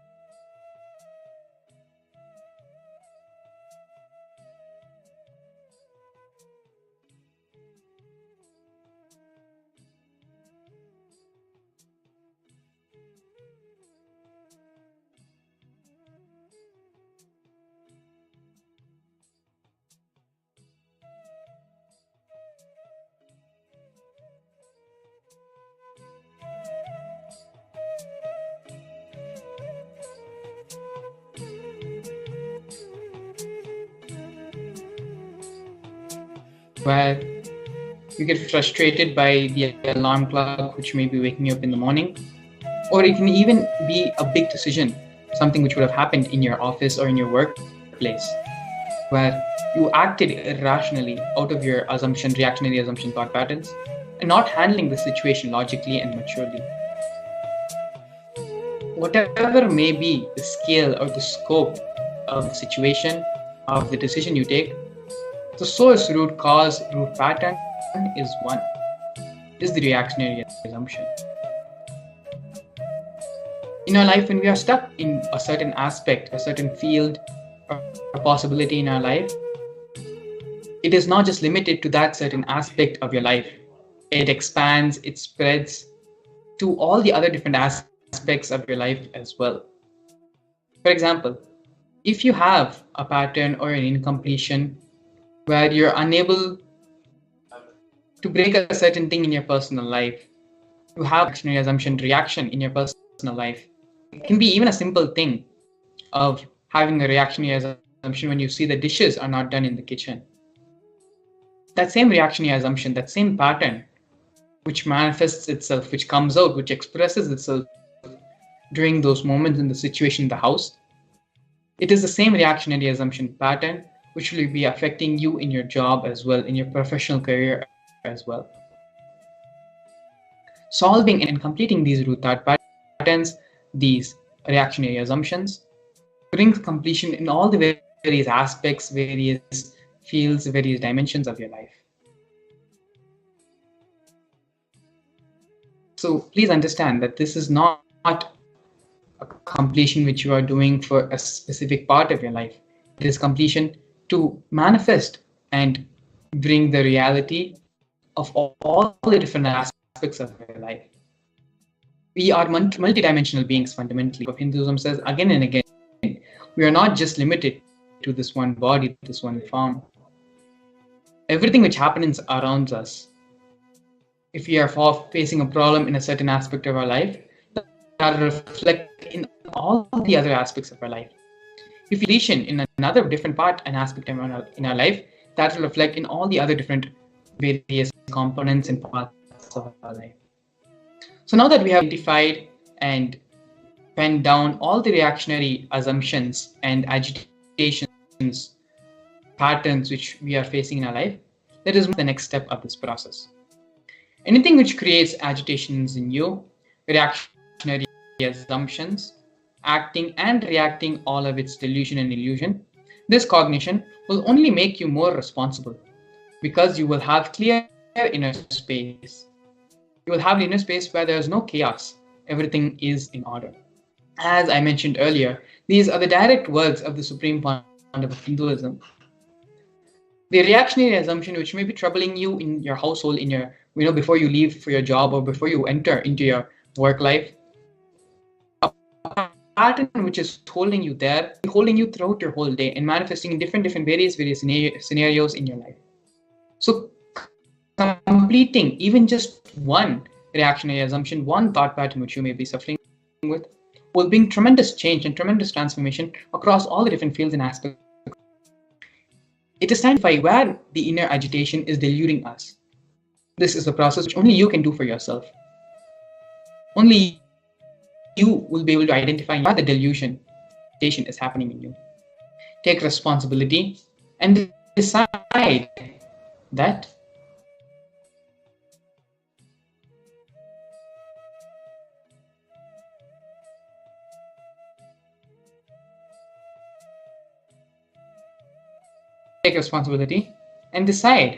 that you will always see the inner agitation and then decide whether you are doing right or wrong, not what you see as a result, and then decide whether what you are doing is right or wrong. So do not be agitated because you have agitation. Do not worry because you have worries. If you realize that, you will absolutely settle down. That settling space will help you to do what is right from the subjective reality. The Supreme Pontiff of Hinduism is giving a very, very practical statement, very practical solution, which we can directly apply in our lives and prevent the influence of reactionary assumptions from taking control and overpowering our decision making and the way we live our life. If you realize that the reactionary assumptions, just because you have a worry, just because you have something which needs to be attended to, which needs to be thought through, just because you have a worry or you have something which needs to be accomplished, which needs to be done, you do not necessarily need to worry. Worrying is not going to solve those problems. Having agitation, having stress about that scenario is not going to solve any problem. When you come to this conclusion, you do not need to be agitated. You do not need to worry just because you have worries. When you come to this conclusion and this understanding, naturally you will settle down and you'll be able to make the right mature cognition from the space of right maturity and cognition. You'll be able to make decisions. This is a fundamental understanding which we all need to cognize with. And it is through this understanding only can we stop living out of the reactionary assumptions and start living life so that you can manifest your full possibility. Life is a continuous challenge of the possibilities, adversities which we are going to continuously be facing. It is only your reaction, how you are going to handle the situation. Are you going to react from your reactionary assumptions, or are you going to handle that situation from a space of completion, from a space of thinking through, logically processing, and from maturity, which decides whether you will be successful, blissful, and be able to manifest your reality, or whether you will continue to be in delusion, in suffering, and blaming life for everything which is happening around you. Coming to this decision, understanding using the practical application, the powerful cognition which the Supreme Pontiff of Hinduism has given. Do not be agitated because you have agitation. Do not worry because you have worries. If you realize that, you will absolutely settle down. That settling space will help you to do what is right from the subjective reality. Take a few minutes and sit with yourself. You can close your eyes, that is also fine. This is which we all need to take, a conscious, which we all need to take in order to come out and stop functioning reactionary assumptions. Please take a few minutes now and allow this cognition to sink in you and decide strongly with conviction, with sincerity, no matter what comes, you will always react from the space of maturity, act from the space of maturity, not react, act from the space of maturity, act from the space of completion, and allow completion to be the guiding force of your life. Allow Swamiji, who is residing inside you as the God particle, as Paramashivam, which is residing inside all of us, be that the guiding force of you.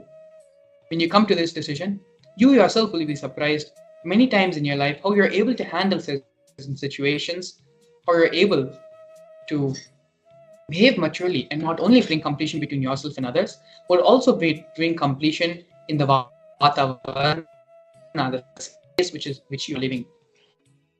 So now let's take a few minutes and sit and decide strongly to act from the space of completion and not react from our compulsion, from our reactionary thought.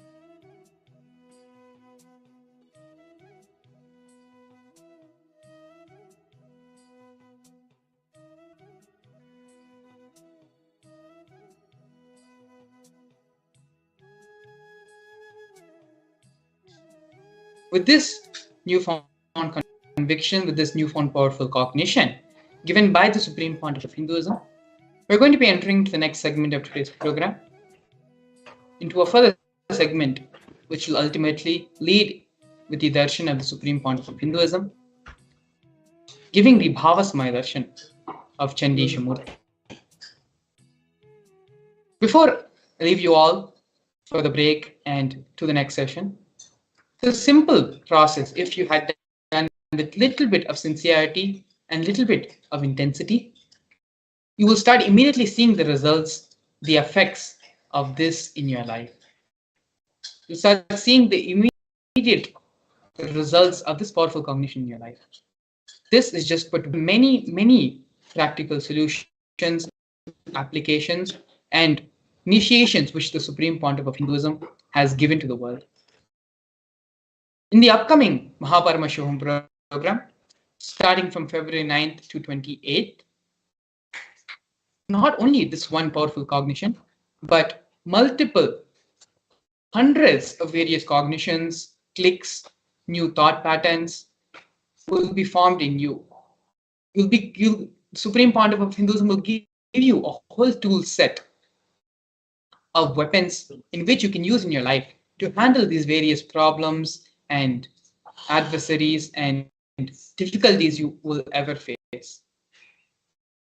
If you have experienced the benefit and experiencing a transformation of this one simple exercise, then imagine the scale and the amount of transformation which can happen to you over 21 days of directly sitting with the avatar, directly sitting with Swamiji. So without further delay, the registration link is being projected below. We have a QR code as well. You can scan the QR code or you can visit the website directly, paramashivam.org, and register yourself for this Paramashivam program. But directly, not only this, but multiple different problems in your life, and Supreme Pontiff of Hinduism guidance, personally for you, for what you need to understand and for what you need to practice in your life.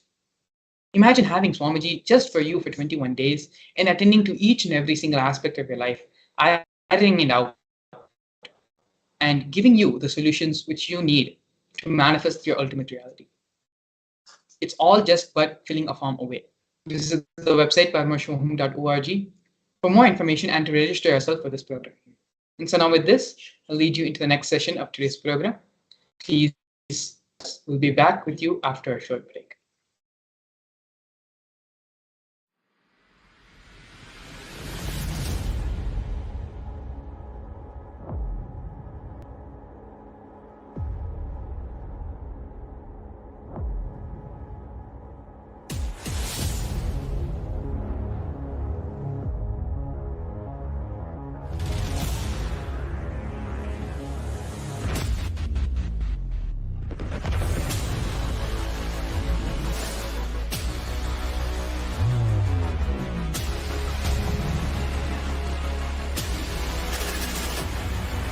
You will become Paramashivam.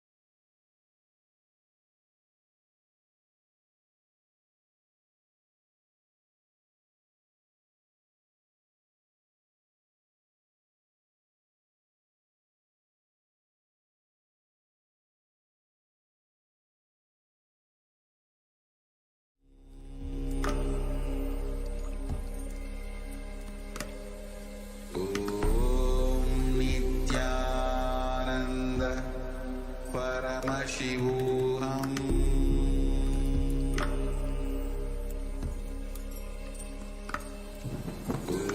Om Nithyananda Paramashivam.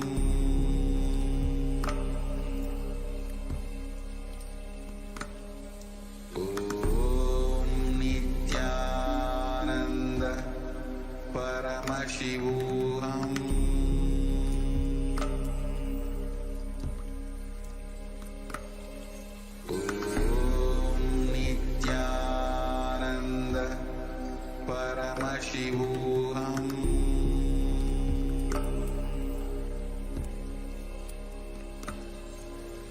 Om Nithyananda Paramashivam.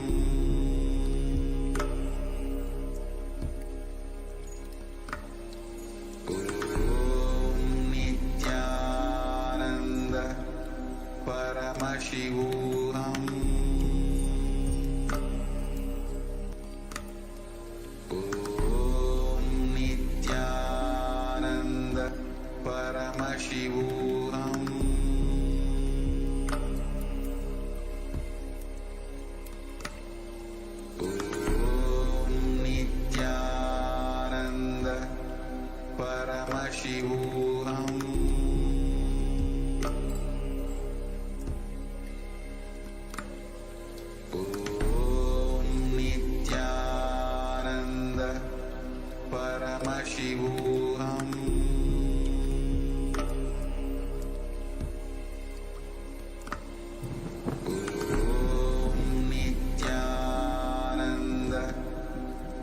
Paramashivam.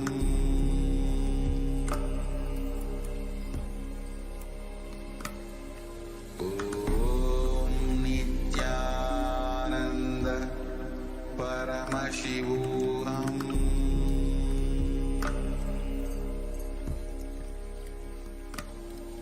Om Nithyananda Paramashivam.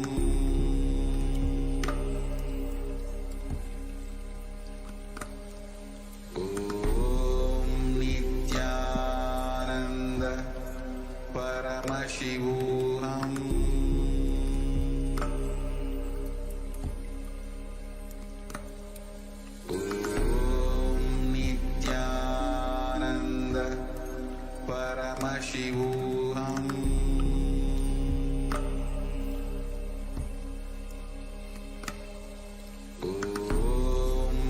Nithyananda Paramashivam.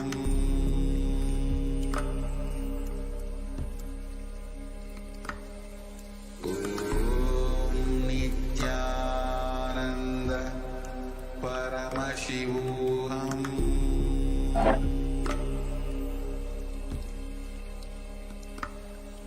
Om Nithyananda Paramashivam.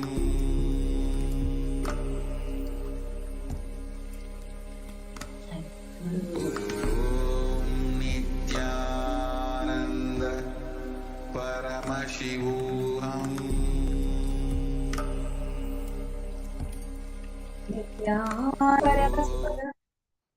केवलं ज्ञानमूर्तं द्वन्द्वातीतं गगनसदृशं तत्त्वमस्याधिलक्ष्यम् एकं नित्यं विमलमचलं सर्वदी साक्षिभूतं भावातीतं त्रिगुणरहितं सद्गुरुं तं Namami.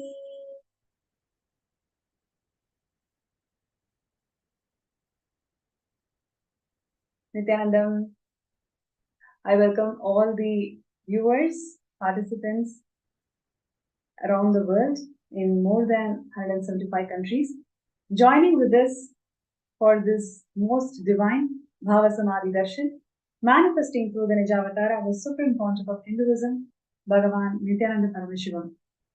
I'm sure all the viewers and participants are having amazing time every single day where the avatar is gracing us with the 64 manifestations of Paramashiva. And before we move to the most awaited moment of the day, receiving the Bhava Samadhi Darshan, this segment is going to be about one of the most important contributions of the Supreme Pontiff of Hinduism and Kailasa in today's world. As we all know, Swamiji, the Supreme Pontiff of Hinduism, is the incumbent emperor of the Surya Vamsa Surangi Samrajya. And today, in the segment, we are going to cover important contributions of this kingdom and how Swamiji has revived the Hindu democracy and Hindu governance. So, before we move to the segment, would like to call out for all the participants and viewers today. We will also be having a third eye scan at the end of the segment. So whoever would like to have a third eye scanning for you to manifest Sarvanyapita, please feel free to post your names and intentions in the YouTube chat, Facebook chat, and also in the Facebook group, the MPSN group. The QR code is being projected on your screen, and you can click that and go to the group and post your interest to be scanned. And also, we are also projecting the Sarvanyapita intention link, sksjp.org/contribute. As we all know, in the Jayanti message, Swamiji has beautifully shared with us the importance and the significance for all of us to be part of the Sarvanyapita, founding fathers of Sarvanyapita. And whoever is really interested, whoever has got the intention that I have to make this happen this time and be the founding father of Sarvanapita. You can post your intention. Even if you have posted your intention before, even if you have filed the intention before, you can once again file the intention now.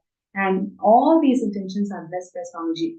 When you set your intention to become a Sarvanapita, let's say for the next Shivaratri, all the cosmos will start aligning and will simply align you towards this goal. So I request everybody, whoever is sincerely working towards manifesting the founding fathers of Sarvanapita, you can sign up in the link that's been shown, sksjp.org/contribute.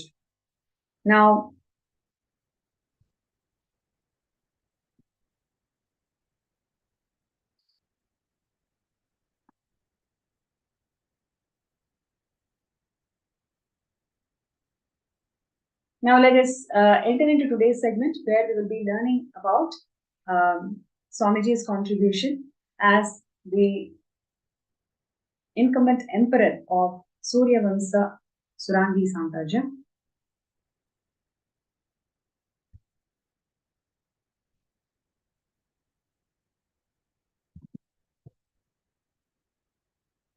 Yes.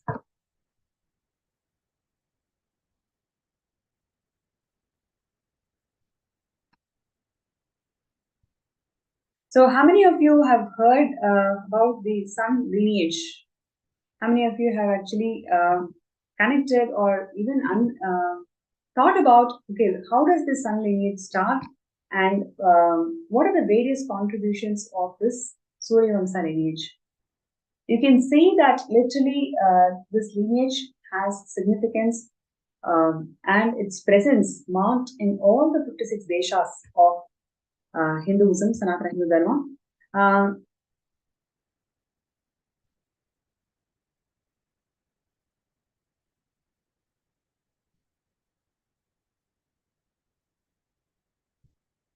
Yes. So you can actually see here, Surangi Samrajya, it actually prevailed as a very important enlightenment ecosystem and which had its tremendous rich tradition in terms of art, architecture, governance, festivals, many more. And Swamiji is the incumbent emperor of the Surya Vamsa Surangi Samrajya. And today we'll just take a quick look about the whole divine lineage of this. It starts from the Lord Surya, Bhagavan Surya. And from Bhagavan Surya, this Vaivasvata Manu. The one who created this Dharma Shastras, Manu Shastra, which is current day's Kairasa's jurisprudence, which literally laid out the principles that governed the entire, how each and every segment or the Varna in the society operated, and at the same time, how each of these segments can literally coexist together by contributing uniquely for that ecosystem. So in today's world, coexistence is something, an alien term, I can say. It's mainly because we always feel that one has to compete with each other. One's downfall will raise to somebody's progress in life. That's how the capitalistic mind is being tuned in today's society. But in ancient Hindu samrajyas, it is always coexistence, and the foundation of this coexistence is laid out clearly in Manudharma Shastra, which is what Swamiji is reviving today in Kailasa's jurisprudence. So from sun god, it is Vaivasvata Manu, and from Vaivasvata Manu, King Harishchandra, right? King Harishchandra, then Bhagiratha. So all these great rulers of Hindu samrajyas upheld the dharma, upheld the significance of holding all the elements, all the sects, all the people together as per the Vedas and Agamas. In fact, they held the dharma and they stood as strong examples of rulers who held the dharma against everything in their lives, whether it is against their family, their wife, their children, their friends, no matter who is standing as a pillar or for dharma, they always stood with them, and whoever is questioning the path of dharma, they always fought with them. So these rulers upheld such strong values of Sanatana Hindu Dharma.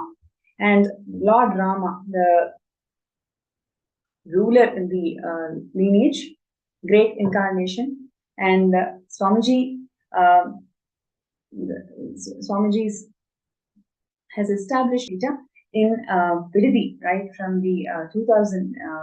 This Kshetra, where Swamiji established the eastern headquarters of Kailasa, literally in this Kshetra, Bhagavan Rama received the Upanishad from Paramashivam, and he worshipped Linga, which we are worshipping even till today, as Nithyanandeshwara.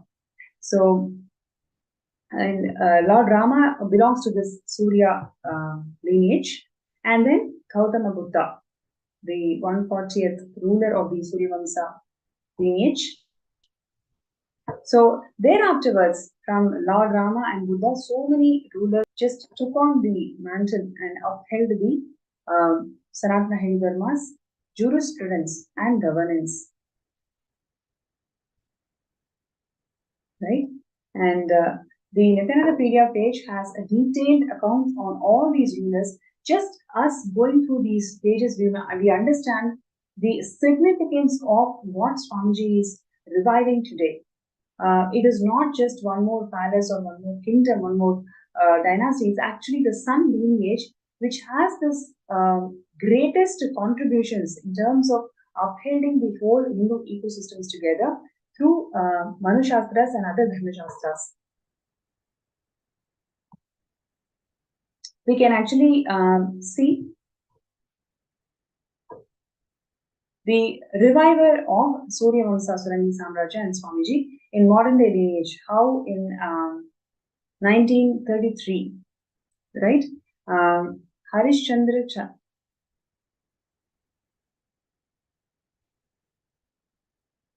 just a second.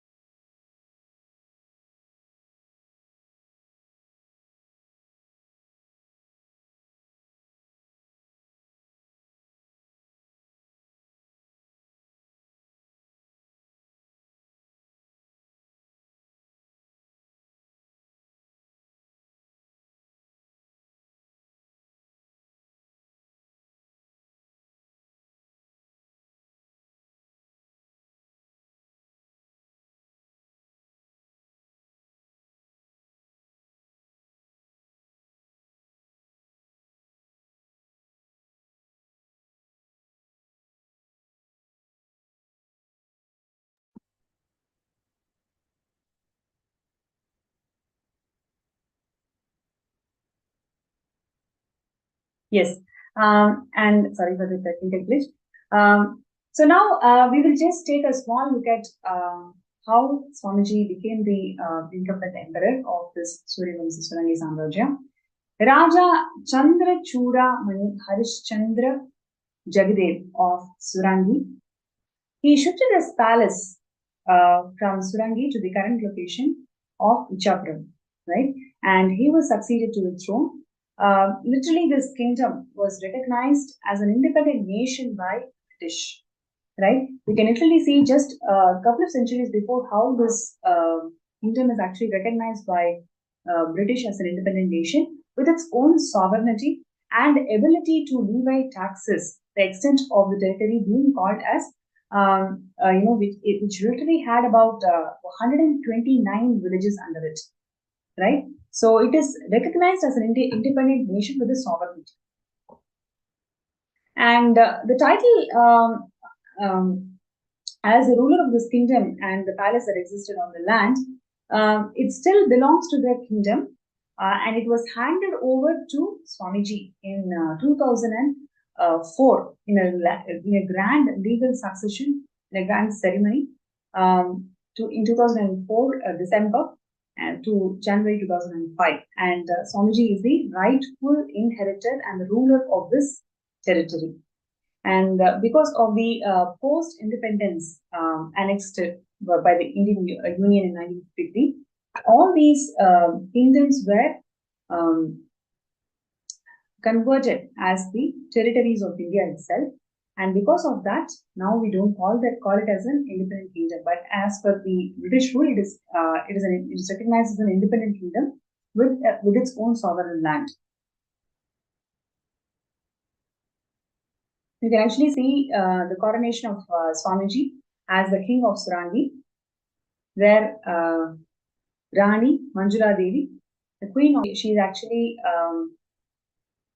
is offering her gratitude, and she was praying for somebody who can take up this role and the throne. She was praying to Paramashiva, and Paramashiva showed Swamiji in her dream, and after which she comes and offers this entire throne to Swamiji in 2004 itself.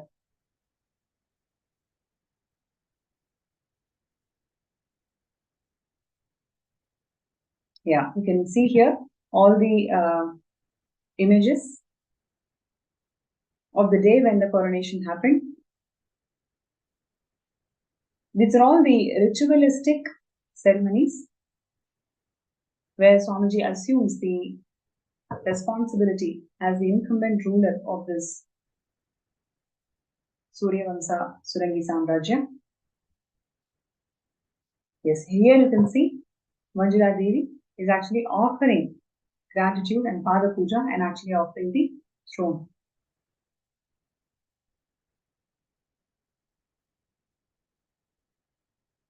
So these are all the celebrations that happened after Swamiji assumed the responsibility of being the incumbent emperor of Suryavamsa Surangi Samrajya.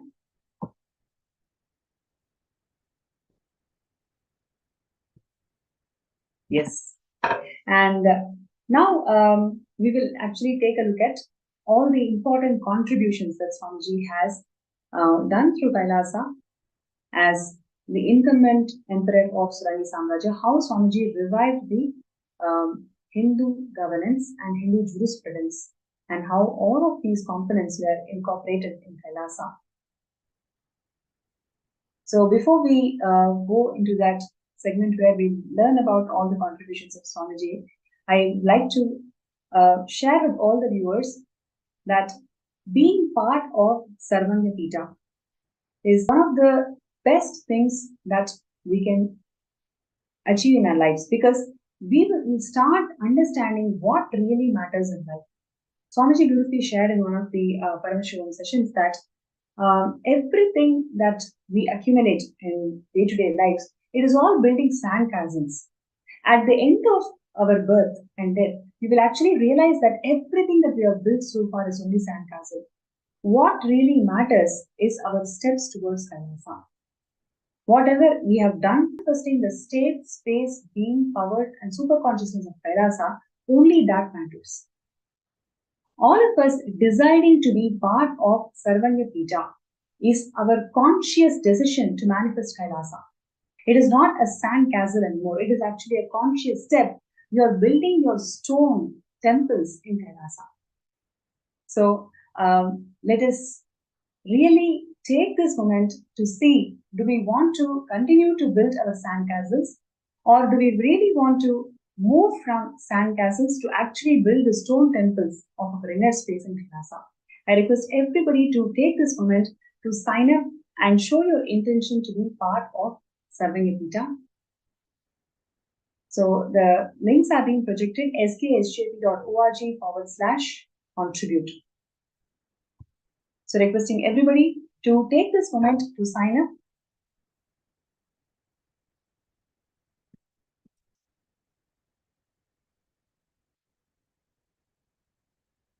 sksjp.org/contribute.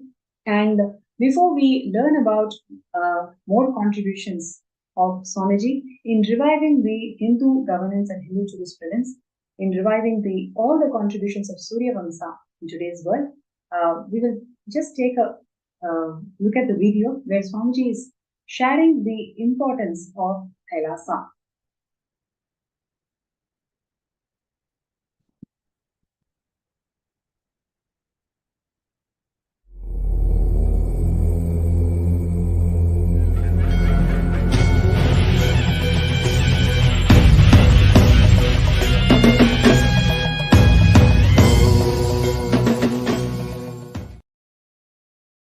The job really Hindus need to do is to tell the world, I have incorporated this Kailasa, nation without borders. Kailasa, nation without borders. In a way I can say, whole universe is the Kailasa.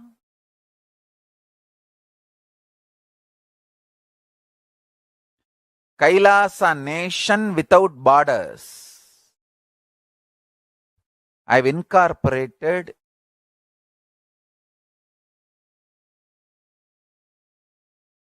in multiple countries.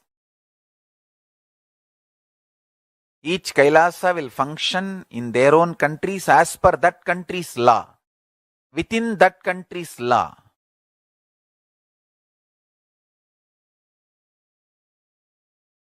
Understand? The Kailasa is revived to do contribution, uniting the nations for contribution. Hinduism, Veda Agamas have great things to contribute to the world. Like the great power manifestation science, the ancient culture and arts, the ancient lifestyle truths, the ancient medical practices and medicinal knowledge, the ancient indigenous cultural heritage and jewelry, perfume, dance, music. In every level, Hinduism has so much to contribute. Veda Agamic traditions have so much to contribute. To share all this with the world, to contribute to the world.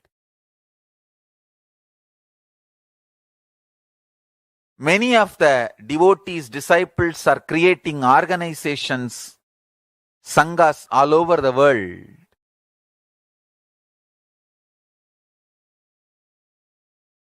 Uniting nations for the purpose of contributing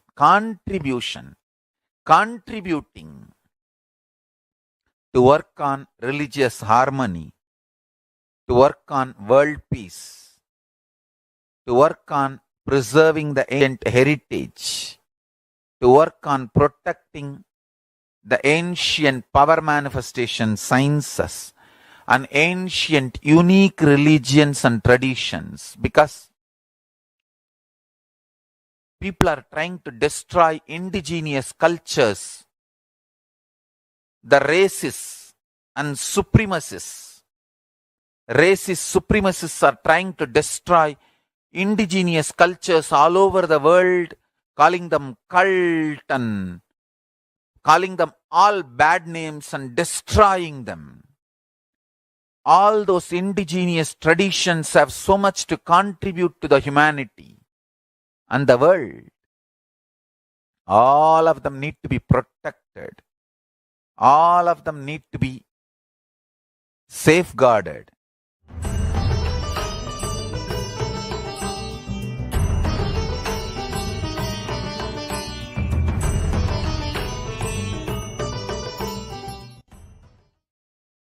Yes. And now we'll take a look at some of the very important contributions that Swamiji has done in the last 2 decades in reviving the ancient Suryavamsa Surangi Samrajya, especially the Hindu governance, Hindu democracy, and Hindu jurisprudence. How Swamiji has revived it consistently and constantly over the last 2 decades. Let's take a look at it. The first thing that I would like to share with all the viewers and participants today is the cosmic governance. How have you ever wondered how Paramashiva is governing the whole cosmos? Right? So it is just one Paramashiva, and how he is able to govern the whole cosmos, whether it is Chitakasha or Mahakasha, how every single unit of the cosmos is being governed. Have you ever really wondered? The answer to that is Hindu governance. Paramashiva governs the entire cosmos through avaranas. He literally manifests himself into Vidyeshwaras, Mantreshwaras, Astreshwaras, and so on. So each of these avaranas are nothing but one more manifestation of Paramashiva himself. So based on the frequency of oneness, more and more people are in oneness, he gives them more powers. Right? So the power is always given to the beings who are radiating higher frequencies, who are radiating oneness with Paramashiva. This is how literally Paramashiva is governing the entire cosmos through his avaranas. This cosmic governance is what Swamiji has replicated literally in Kailasa through various structures, whether it is SMKT structures, Sri Mahant, Mahant, Kotari, and Thaneda structures, or the avaranas, Vidyeshwaras, Astreshwaras, Mantreshwaras, Ganeshwaras, avaranas, or the Hindu sabhas, 7 parliament structures. In everything that Swamiji has created so far, it's all about replicating this cosmic governance, where literally Swamiji empowered the beings, whoever is able to be established in oneness with Swamiji, they are given this power and the responsibility. So the power and responsibility goes hand in hand. And people who are in power, it is only that they are in oneness with Swamiji. So the whole aim in life is all about moving towards more and more oneness with Paramashiva. So whoever is able to hold that space of being in oneness with Paramashiva, they take up more responsibility. So the power, responsibility, and the spiritual frequency, spiritual progress, everything are in synergy. So that is exactly how Swamiji has established the whole Kailasa in the last 30 years. And this is exactly how the cosmos is governed by Paramashiva. The whole Hindu governance is how is established exactly in the same manner how Paramashiva is governing the cosmos. Able to connect to this, you really feel, wow, this is so amazing. I would like to really hear from all the participants and viewers, because first time when I heard it, I really felt, my God, this is so amazing, because you can see literally the whole civilization is moving towards more and more how one can establish towards oneness, right? So if you see the other countries, modern day countries, people in the power, people who are actually controlling the population, it's all about establishing themselves in terms of money or some insecurity that governs them, or hypocrisies. These are the components which is actually holding them towards being powerful in the society. Never the space of oneness, right? So the Hindus' democratic systems are so powerful, so advanced, and it is a time-tested solution for eras together, where literally the only context of every single human being is all about experiencing oneness with Paramashiva. And that is exactly how Swamiji has established this entire Kailasa governance. So if you feel that this is something very amazing contribution that Swamiji has done, I would like to really hear from all the viewers and participants just about this.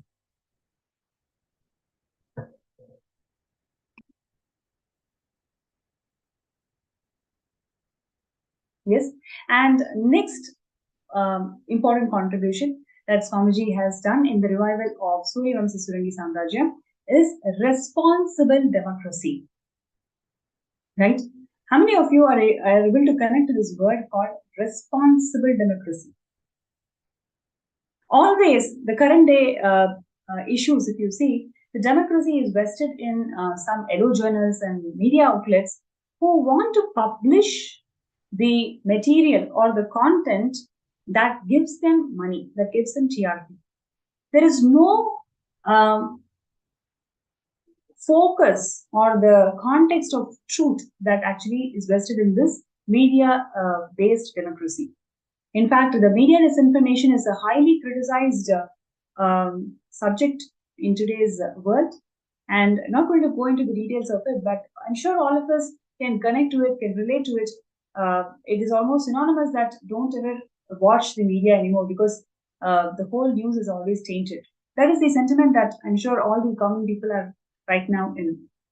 But in Hindu ecosystems, it's all about responsible democracy.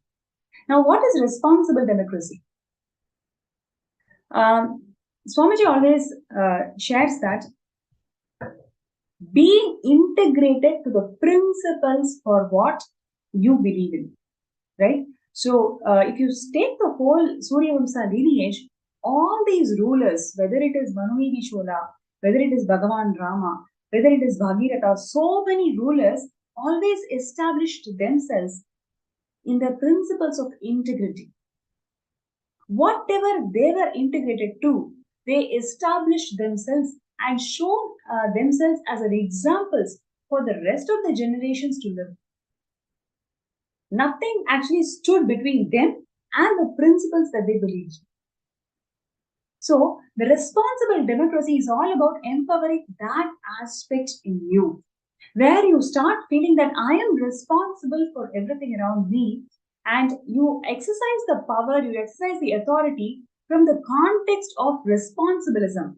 It is never about violating, it is never about misusing, it is never about exploiting somebody's weakness. It is all about taking responsibility of what is happening around you.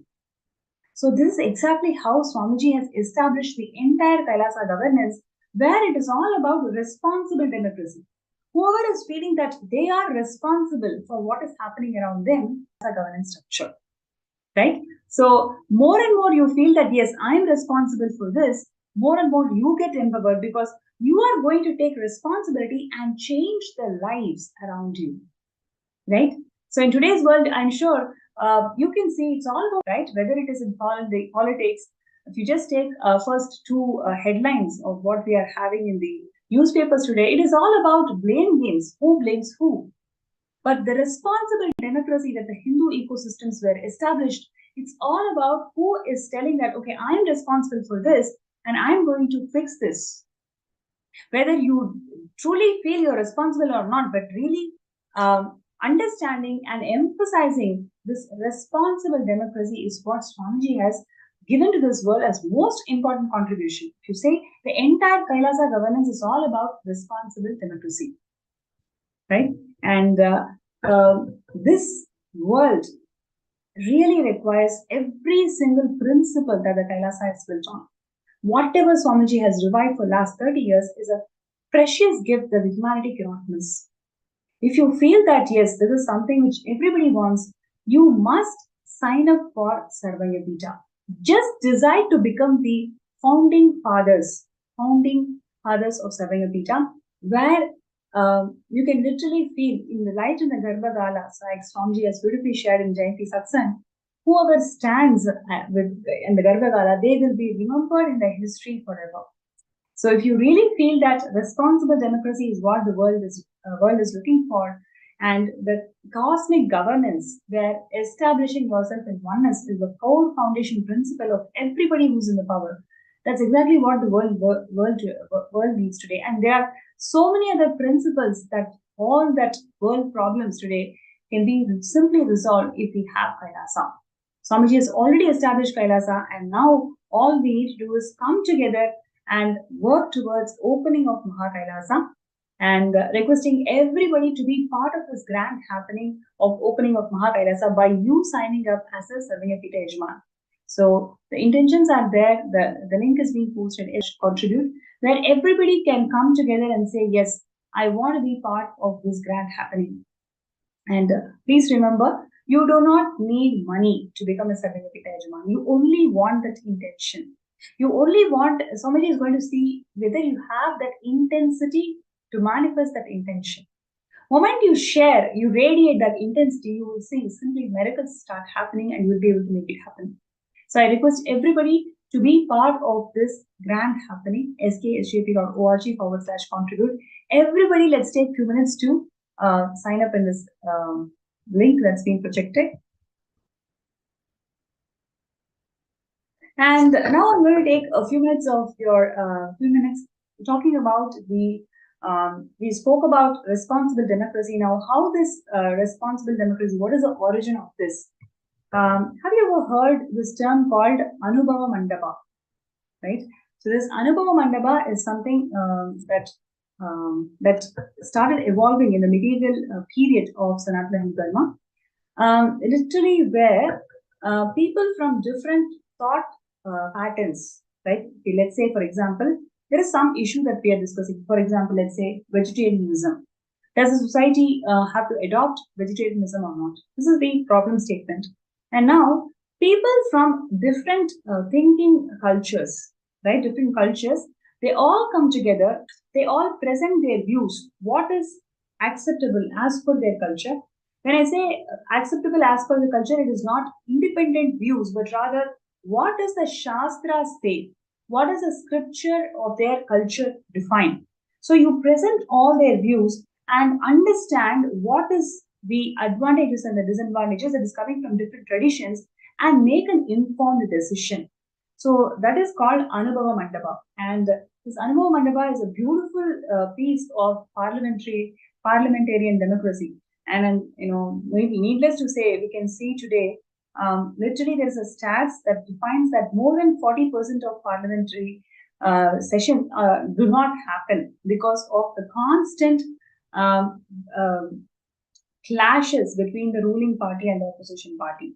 Literally 40%, right? So that's the state of affairs that we are in today. But those days we used to have the Anubhava Mandapa, where people from different cultures, different thinking traditions used to come and present their views, and all of these were taken into account to come to an informed decision, right? So this is exactly what Swamiji is reviving today through Hindu votes, right? Last few years, I'm sure you've seen so many beautiful contributions of Swamiji in Hindu votes.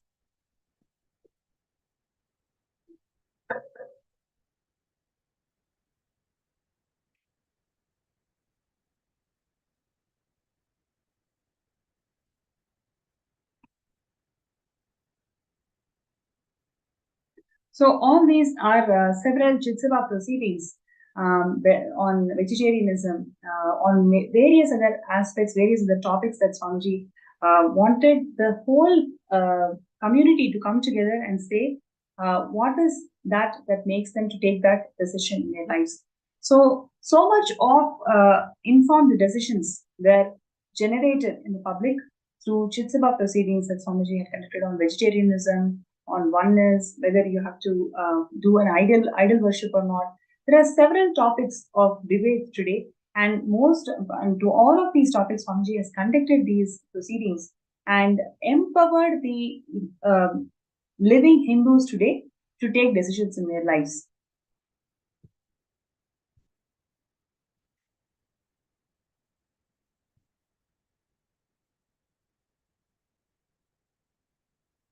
Right. And Kailasa provides that platform to one and all where you can express your point of view. And all these point of view will be checked or referenced across the views that Agamas and Vedas prescribe. right? So every single decision that we take, it is all based on the Shastras, how Paramashiva has ordained us to live and empower us to make that decision in our lives. So Hindu votes, responsible democracy, these are all some of the most important contributions of Swamiji in terms of reviving the Surya Vamsa tradition.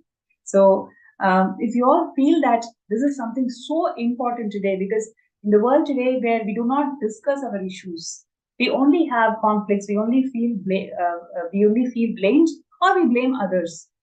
This is happening in an individual family life to nation level, to community, to a nation. In every 3-degree levels, it is all about either you feel blamed or you blame others. But Swamiji has revived this responsible democracy where everybody has a say as long as you take responsibility for it. So if you feel this is the most important contribution that the world needs today, I request everybody to not to miss this opportunity and sign up in sksjp.com.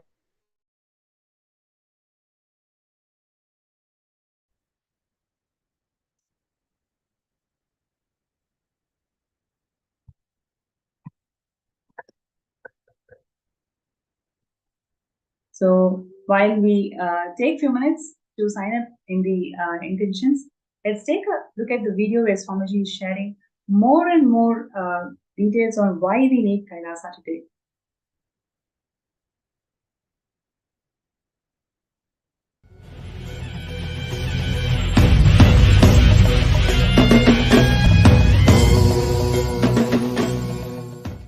Why we need a Hindu nation?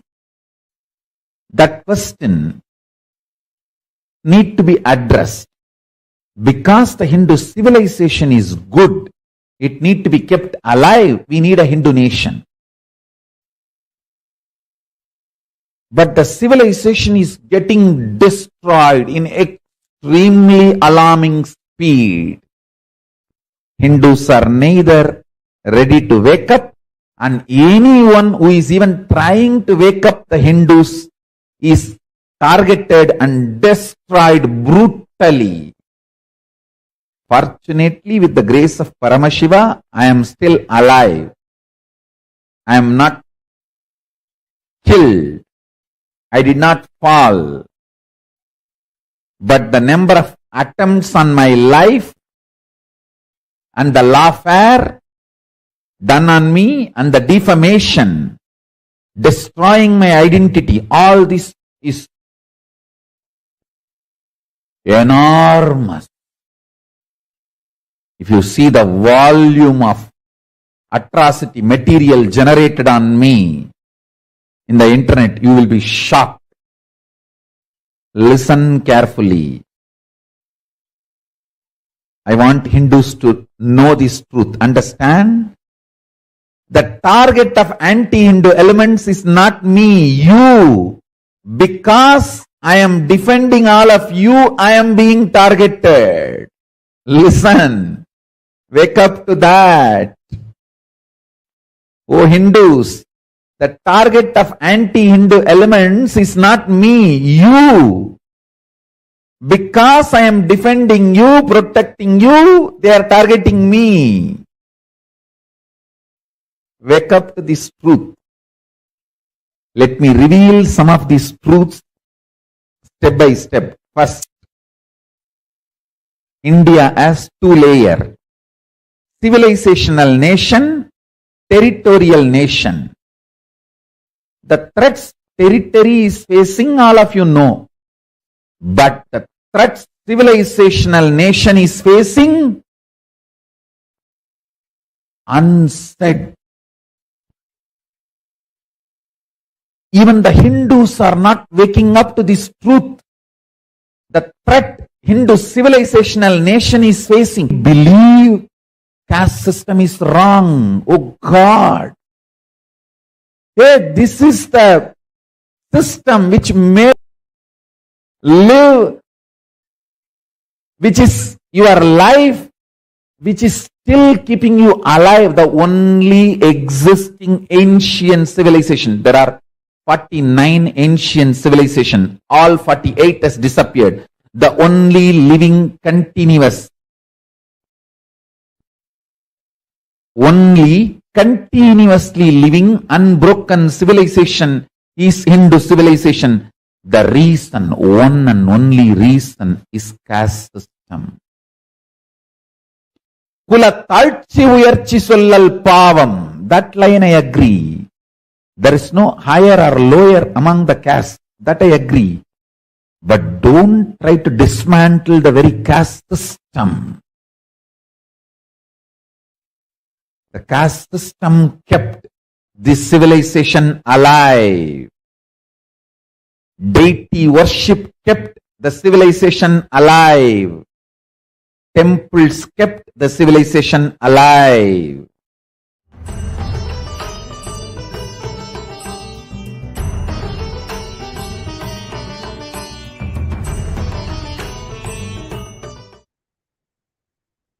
Yes.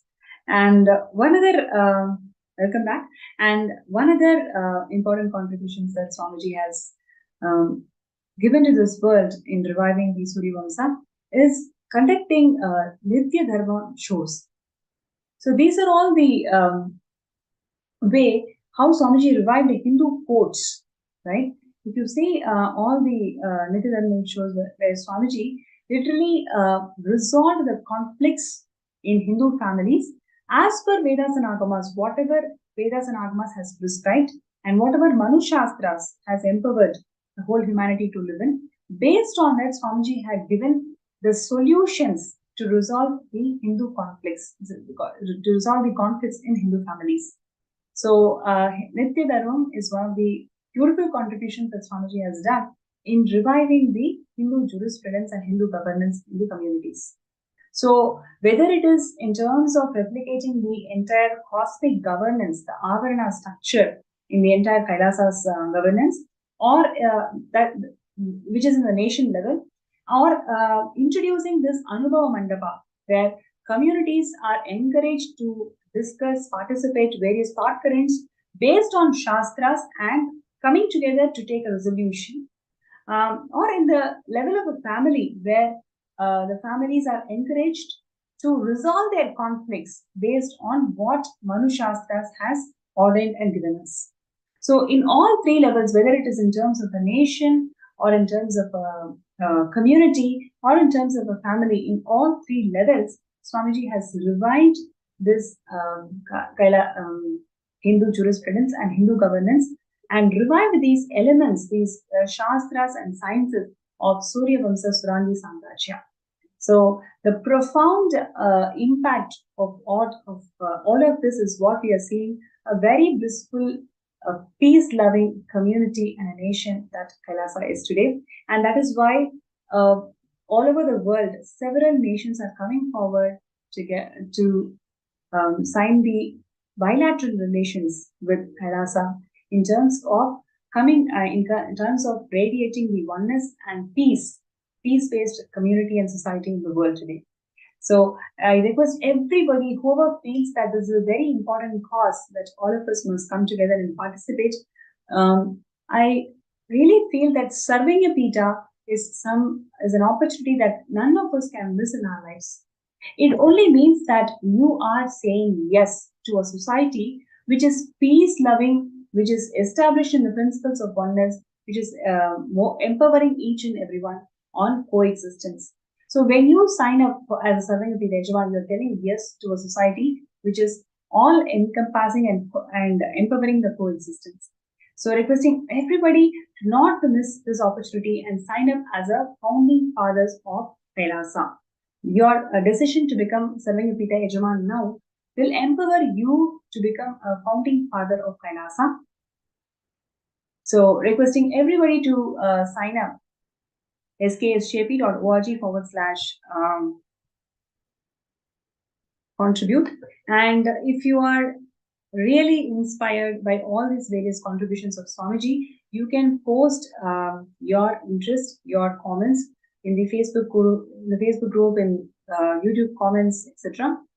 And we can take a look at this video where Swamiji is sharing the importance of Kailasa Nation. Before we get into a segment where we have a speaker who's going to share his experiences of being with Swamiji, being part of Kailasa, And why Savanitija?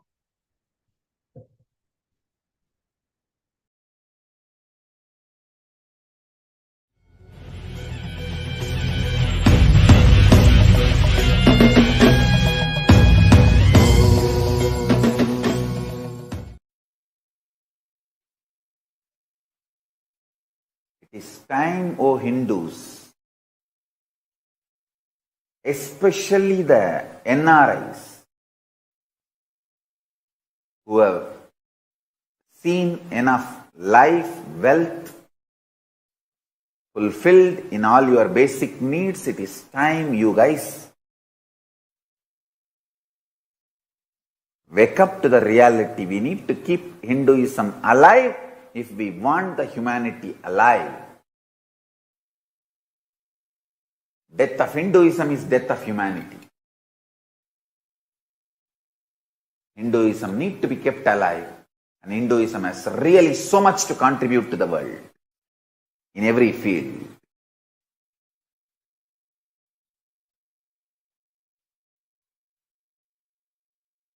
Hinduism needs to be kept alive for humanity to be alive. Hinduism has a purpose. It should neither be diluted nor destroyed. Everything about Hinduism should be made legitimate. The Hindu judiciary, Hindu administration, Hindu economic principles, Hindu constitution, Hindu medicine, Hindu physics, Hindu astrology, Hindu astronomy, Hindu methodology of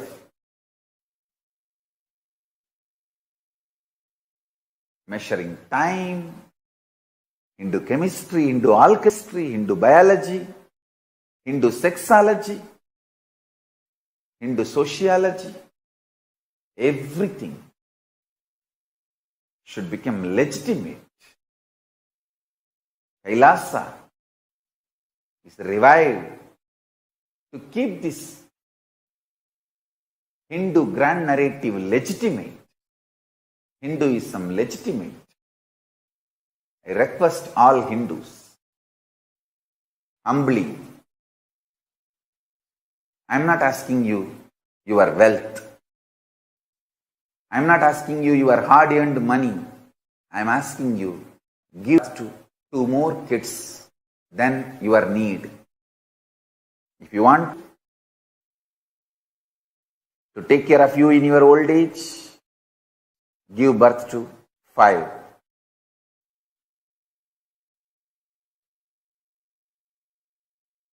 Give 2 to Kailasa to bring up in Gurukul, Hindu Gurukul.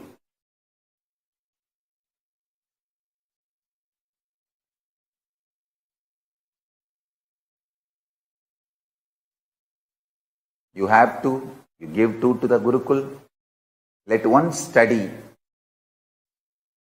in Hindu universities where he will be Grihastha, but making money, making livelihood by working for Hinduism and Hinduism related activities.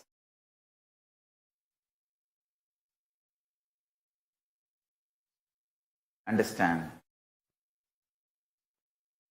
I am only asking you, give me kids. We need to revive Hinduism. I am not interested in the overnight organizations, this modern day art of jinging, art of dunging, art of bunging, jing yoga, jung yoga, bung yoga.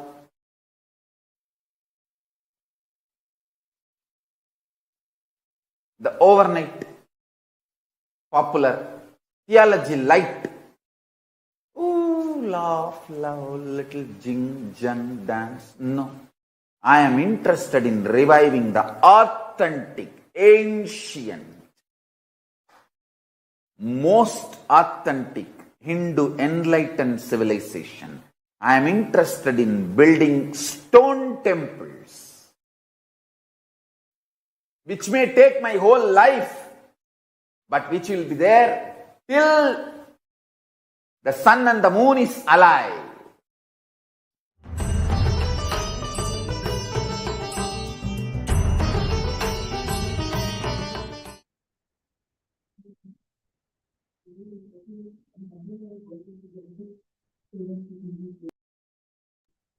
Yes.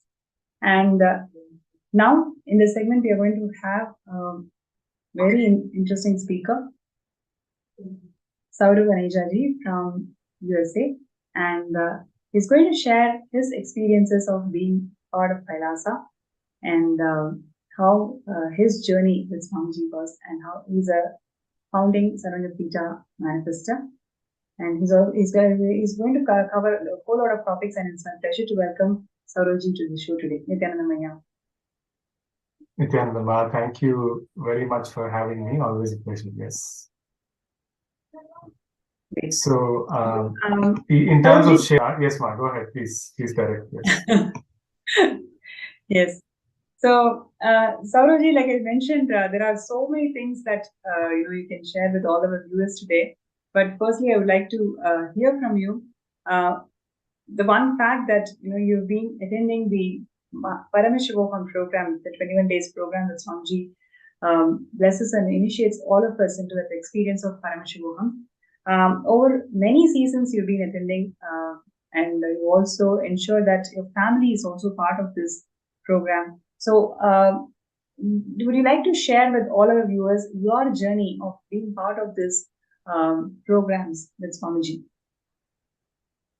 Yes, absolutely, Ma. That's a very beautiful starting point. I mean, just before going into the depth of the experiences that I have received through attending Paramashivam, through the initiations, powerful spiritual experiences and miracles in life that have happened. I mean, just looking back into my life and why I'm so hooked on attending all these Paramashivam programs, right? Every time Swamiji upgrades something, I'm literally salivating, right? I'm wanting to attend and wanting to not miss initiations.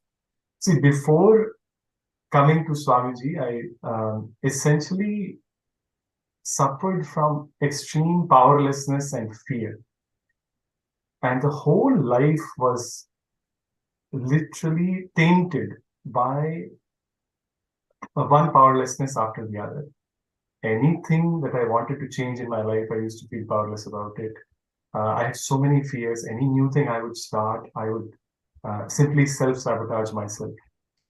And it's not that I did not understand spirituality, I did not know spirituality, I had read a lot. But after coming to Swamiji, everything just became intensely alive. All the spiritual principles simply became practical for me. Earlier, I used to think spirituality is different. It is just related to enlightenment.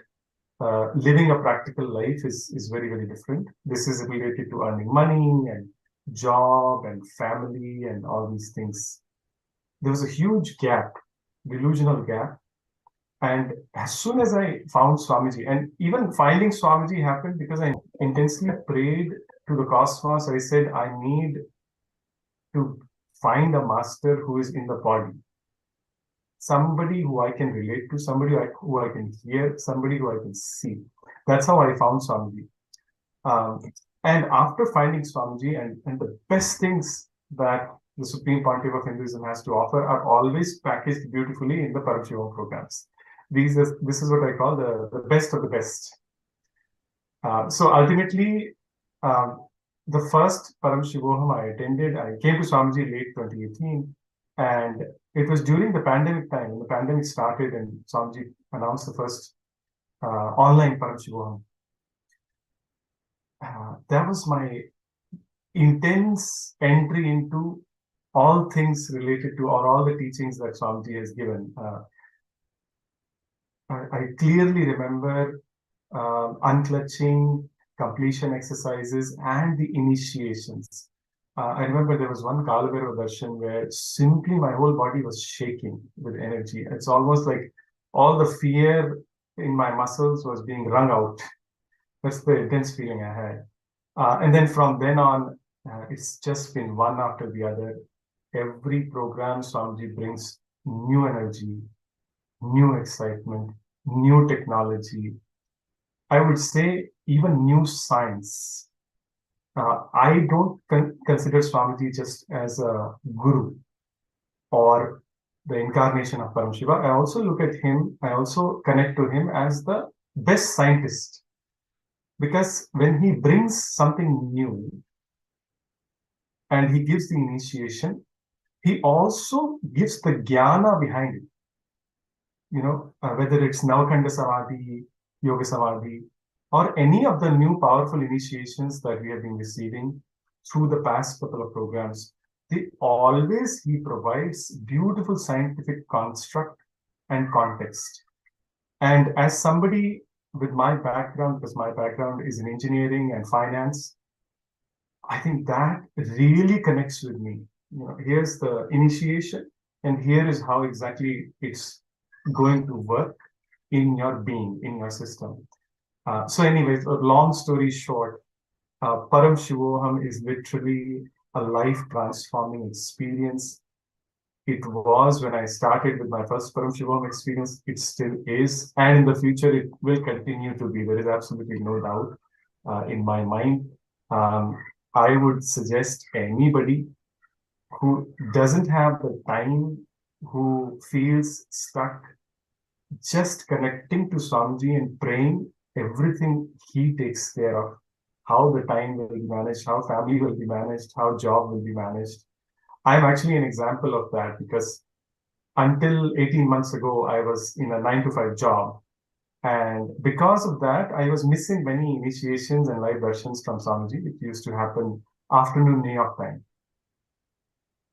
One day, I just decided enough is enough. So I intensely connected to Swamiji and I said, Swamiji, I don't want this kind of job anymore, which does not allow me the flexibility to attend all your live initiations.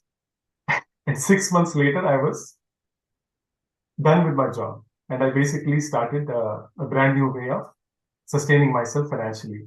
So how beautifully things just realign in your life, and how beautifully by making a sankalpa to connect to Swamiji, to his teachings, to his mission, how beautifully it just simply rearranges everything around you, your family members, your environment, the place you are at, everything gets taken care of. So, in a nutshell, I cannot recommend attending Paramashivam more than this. It is a life transforming experience.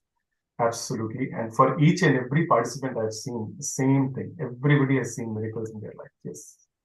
That's really beautiful, yeah, because I'm sure many of us can simply resonate with it. And the upcoming Paramashivam program is starting on 9th of February. So do not miss this opportunity. All the viewers, all with the intention that you want to be part of this program, and rest of all the things, whether it is your time or treasure or the mind sometimes, how I'm going to make it happen. Any of the issues, any of the obstacles, Swamiji is going to clear. From our side, let us set the intention. So you can sign up even for Paramashivam program. The sign up link or the intention link is the same: skshp.org/contribute. So the best part now is any contribution that you make towards your Paramashivam, it will be considered towards the Savanipita also. So requesting everybody not to miss this opportunity, like what beautifully as Sauravaya was sharing. Each and every initiation literally molds you to a whole new experience of you, right? And Swamiji gives the jnana or the science behind each and every initiation and takes us all to that experience itself. So don't miss this opportunity, and requesting everybody to sign up in the skshp.org/contribute. And Saurav, the next question that I would like to hear from you. Yes, you have done so many programs, and you've done so many programs, and you have got experiences, right? And from this solid experiences, how did you want to? How did you decide to become part of Kairasa? In what way you wanted to become part of Kairasa? And your journey in taking steps towards that. Would you like to share with all of us? Yes, Nisma, thank you. Absolutely. Swamiji always says time, treasure, talent.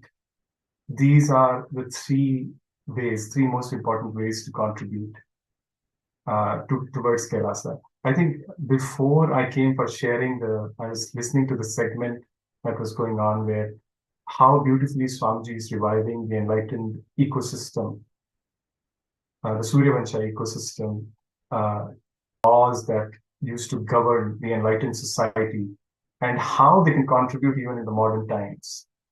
And unfortunately, when we look around, each country is separate from the rest of the world. Every group of human beings is fighting for their personal selfish agendas. So something needs to change. And all the world problems like global warming, terrorism, etc., cannot be solved by individual countries alone. There has to be a uniting force.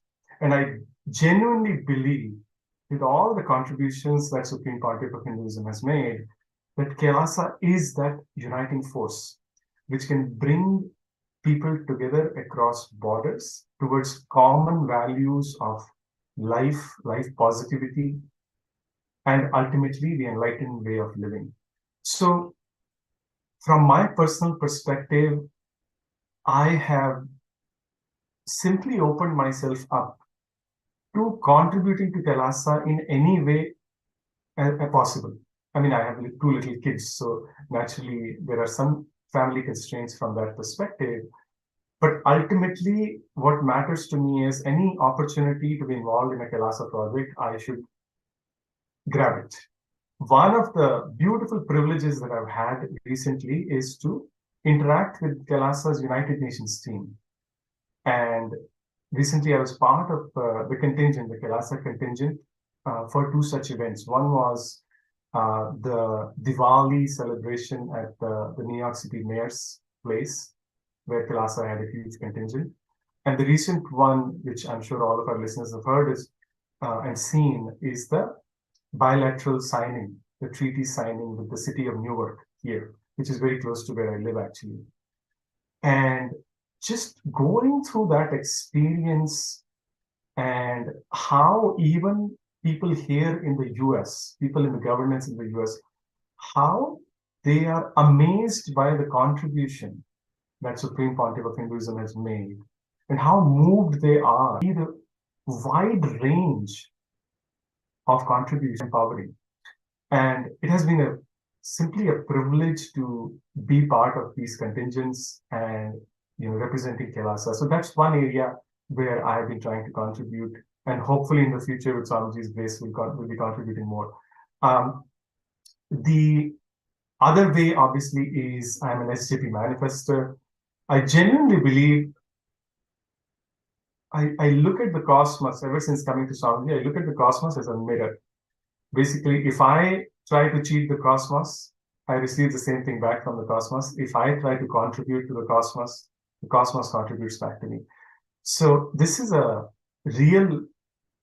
become a real truth for myself. So ultimately, my aim is to manifest the SJP, become the founding father of Kailasa, founding member of Kailasa, basically, and contribute to the various projects of Kailasa. Kailasa is a huge multilateral, multi-dimensional project. There are so many areas where people can volunteer, people can contribute. I think ultimately it all depends on our intention. Do we want to be part of this huge decades from now when people look back at this time? I can guarantee that they will say, wow, there was something really transformational happening across the world through Kailasa, through the people, through the devotees, and ultimately through the Supreme Pontiff of Hinduism's direction. And I think people who are aligned with the cause, who are aligned with what Swamiji is saying, but not contributing, are really missing out. So I would appeal to people that don't miss out. There's a lot of work to be done. There's a lot that needs to happen. There's a lot of transformation that we need to do across the world, and this is the right time to jump in. That's so beautiful, Aya.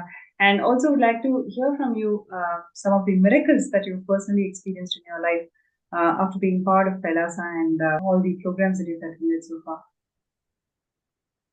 I think the biggest miracle in my life, Ma, is going from a transformation from a depressed, fearful being to a powerful, optimistic being who feels he has a place in the cosmos, who feels he belongs in the cosmos.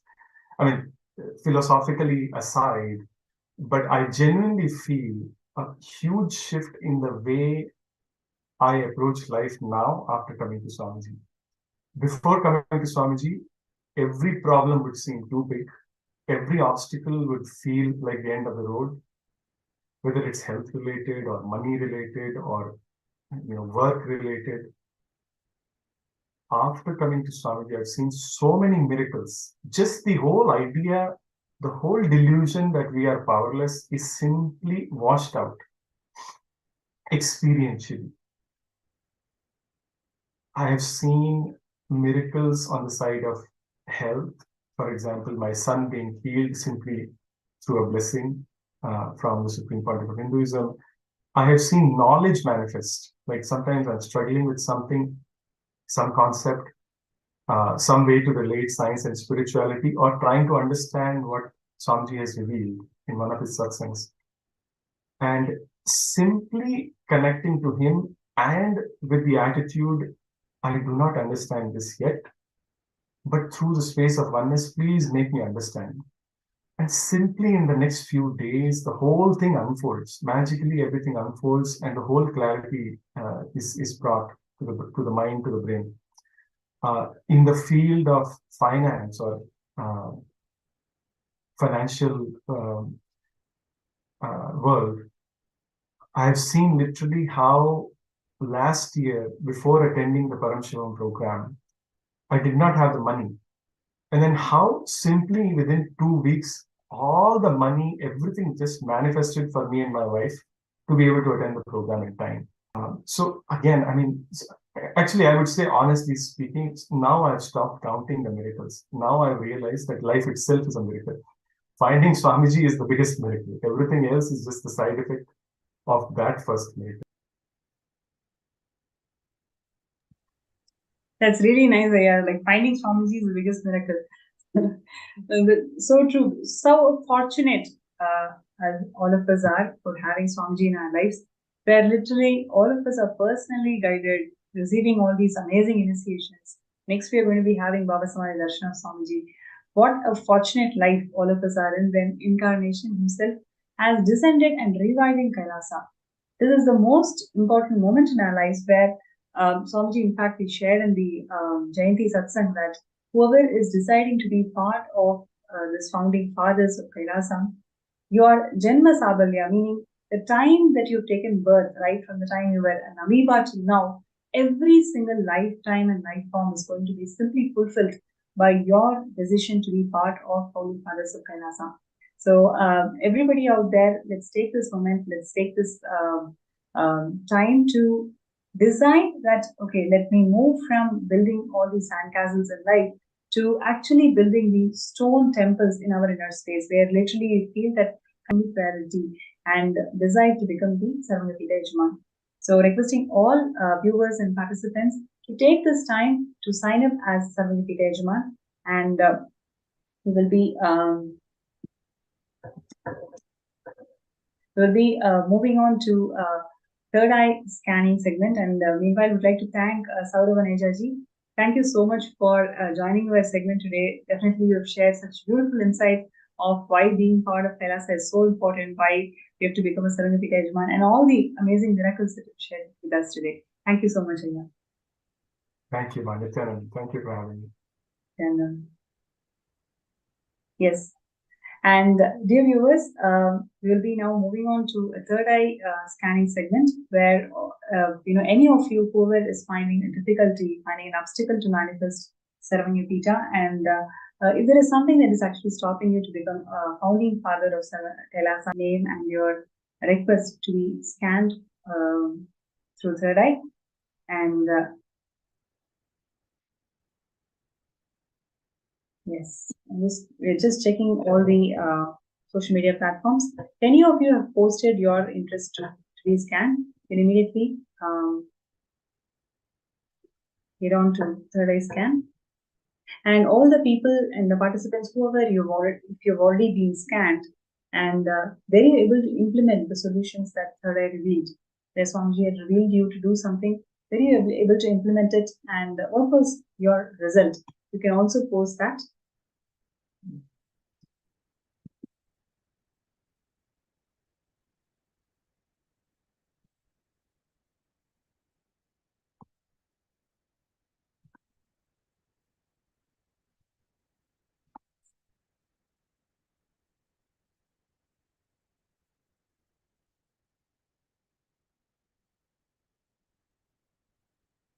So requesting all the viewers to take this time to sign up for Sarvangapita Yajaman and Karta, and sign up your intention to become Sarvangapita Yajaman and Karta. And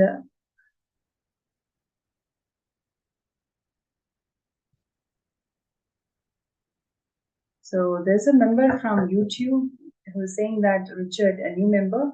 Oh wow, even Buddha. Yes, even Buddha belongs to the Surya Vamsa lineage.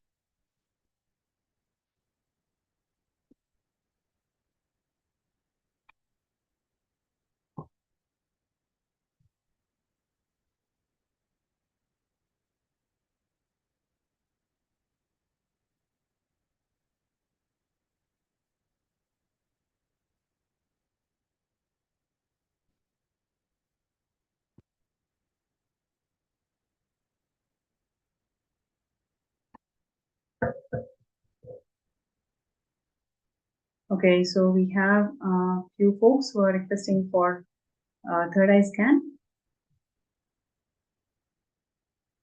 Okay, so that's why Chun Yip. Please scan me. Okay, thank you so much.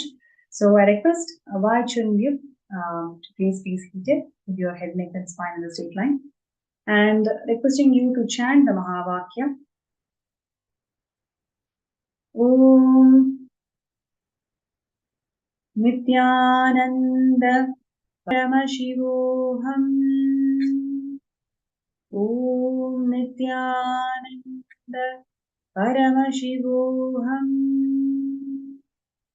Om Nithyananda Paramashivam.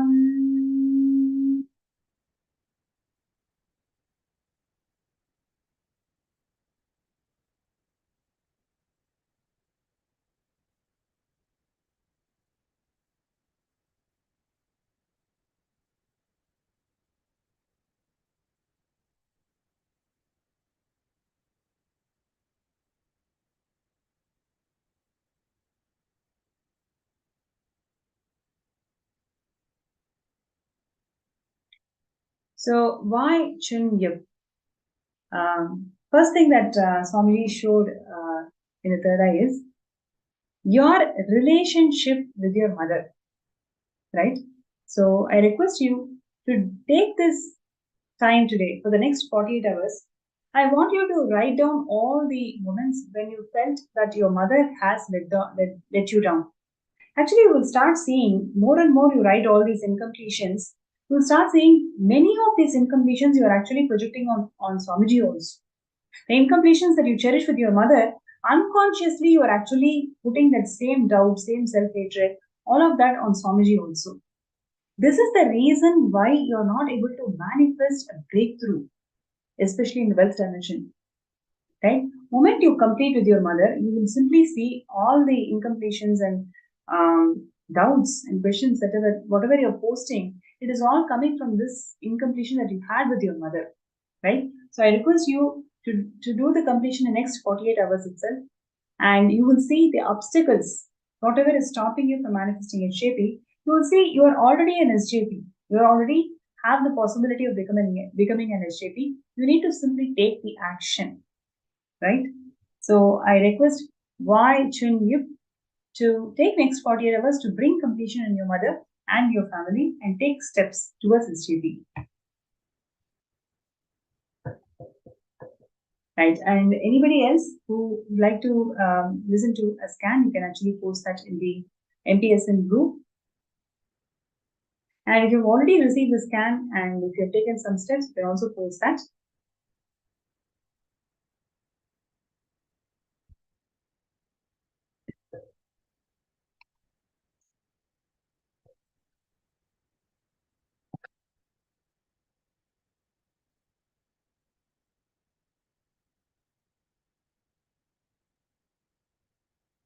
Okay, next we have Alpa Patel. Would like scan, please. Okay, great. So, Alpa, I request you to please be seated and connect with Swamiji Nithyananda Kadna. Let us all chant the Mahavakya together.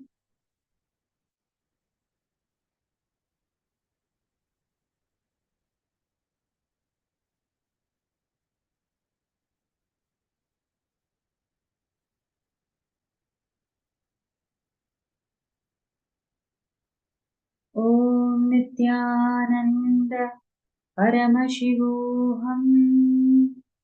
Om Nithyananda Paramashivoham. Om Nithyananda Paramashivoham.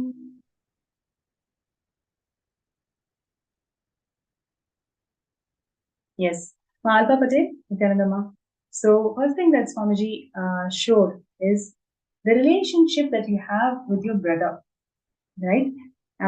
If you see, all the male relationships that you cherish with your with the male, everything always you feel that you are belittled and not appreciated to the worth that you feel you worth it, right? See, it's like each person may have their own analysis about who they are and what they're doing. So likewise, you also have an analysis of who you are and what you're doing, and you really want it to be acknowledged. You really want it to be given attention, given enough due respect to what you've been doing. So this is actually reflecting from the relationships that you're having with your brother, and requesting you to take a decision to complete with this incompletions that you're having with your brother. And with Swamiji's grace and blessings, simply you'll be able to manifest everything that you want in your life.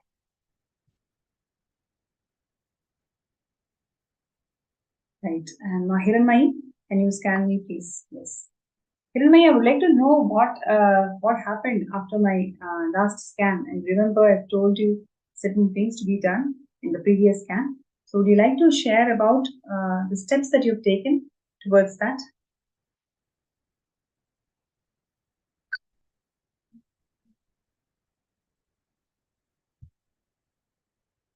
Yes.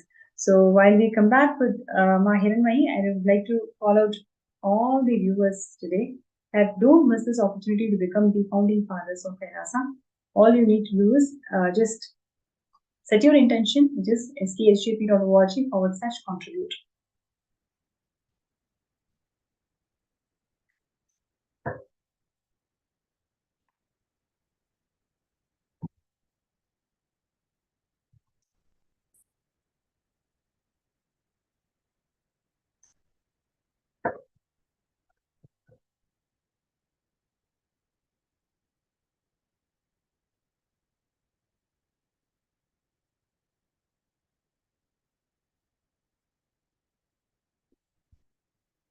So requesting everybody to be part of this grand happening of Kailash, where literally gods and goddesses are going to be manifested, who's going to govern the whole Kailasa ecosystem by the blessings of Swamiji. So requesting everybody to take this decision, whatever is holding you, whatever insecurity is stopping you, just make it redundant by you signing up, you setting the intention to become the SJP.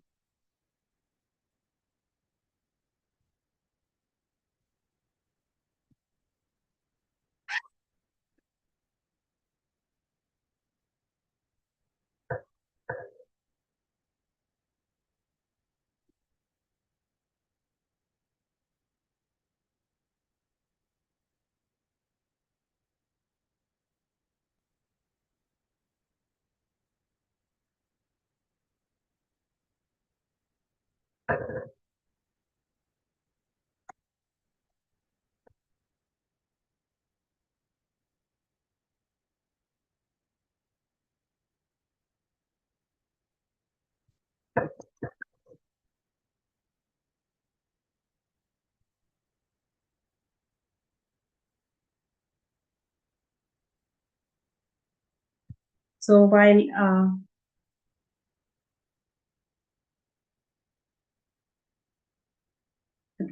So while we are waiting for all the participants to take a moment to sign up in the Sarvanyapita, would like to remind all the participants, every decision that you make consciously, Swamiji is going to support that decision, and with this blessings, you'll be able to manifest it. So requesting all to take this decision that you're going to manifest it, no matter what obstacle comes, you're going to be there, setting that intention strongly, focusing and working with the intensity that you want to become the seventh Pita Yajman.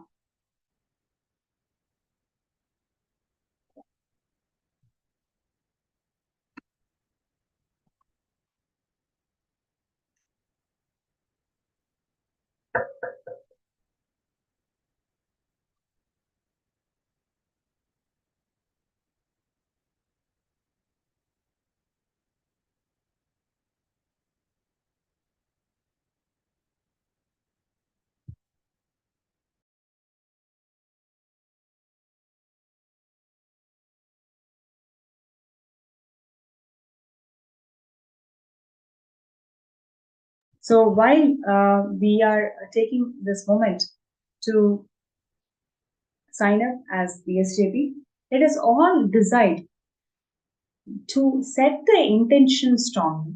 Swamiji has time and again told that if you take one step, Swamiji will take million steps for you. So you take that step to become part of SJP by signing up an intention, and you will see with Swamiji's grace and blessings, everything that you want in your life will simply start manifesting.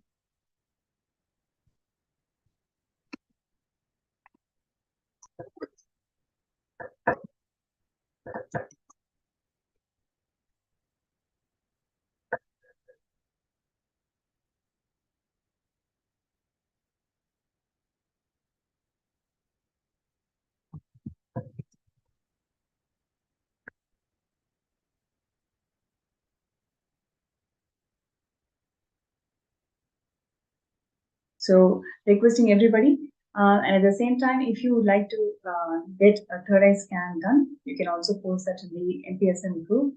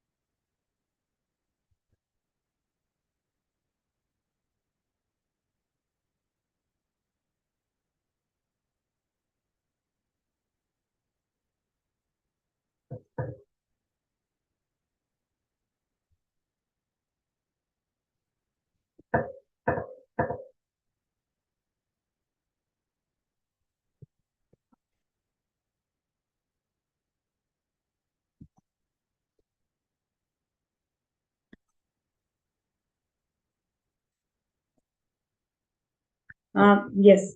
So requesting all the participants out there to take this moment to sign up and be part of Sarvanya Pita Yajman. And there are so many of the participants in Sarvanya Pita Yajmans.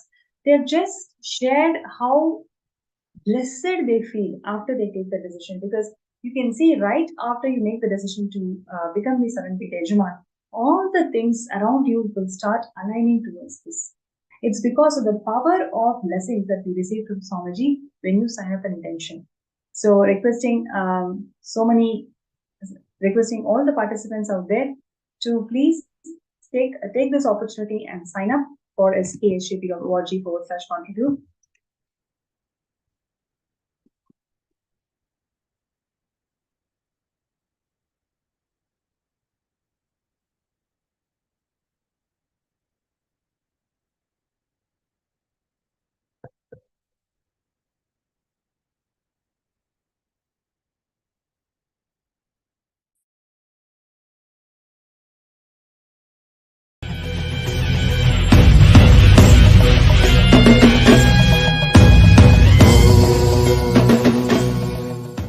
See, unfortunately, Hindus lost the understanding about this collective.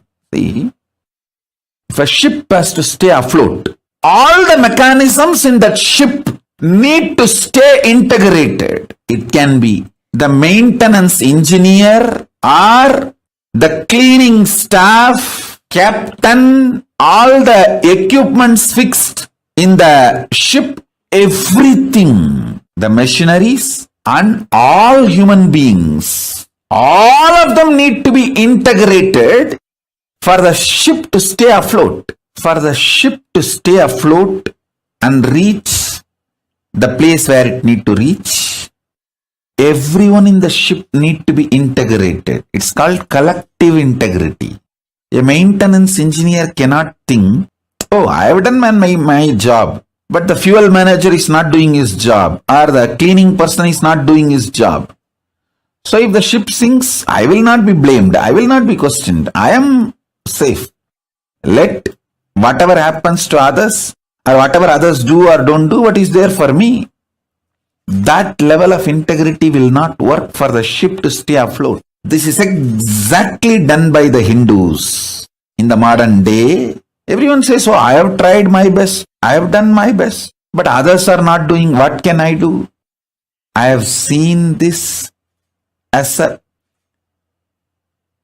typical mold, same narrative. Whether it comes to reclaiming the political legitimacy of the Hindus, or reclaiming their temples, or reclaiming their organizations and religious freedom, or any guru's organizations running. Please understand, any problem Hindus are facing. So whether you ask the Hindus, why are you living a slavery life? Why you don't have a religious freedom? Why your temples are not under you, it's under the government? Why your temple wealth is not used for running gurukuls, the Hindu schools? Why your temple wealth is not being used to develop and spread Hindu medicines?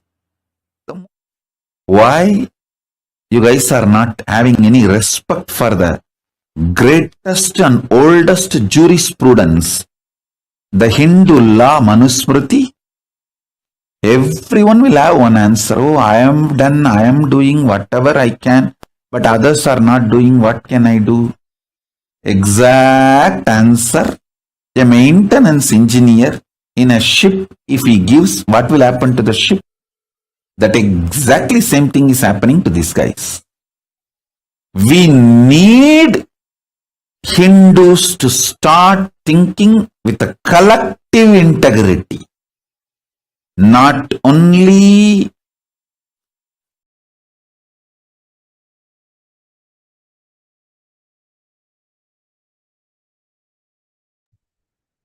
Yes. So we need Hindus to radiate that collective integrity. Each one of us, let us all get out of this criminal negligence that somebody is going to contribute. I have this problem, I have my personal incompletions. Right now, I need to deal with the situation. If you withdraw and think that next person is going to come and contribute to Kailasa, that is exactly where we lack the collective integrity. That is exactly the criminal negligence that all the Hindus are stuck. Let us stop looking at somebody else who's going to contribute. It is you and me who's going to make the Kailasa happen. It is you and me who needs to take the decision to contribute and make the Kailasa happen.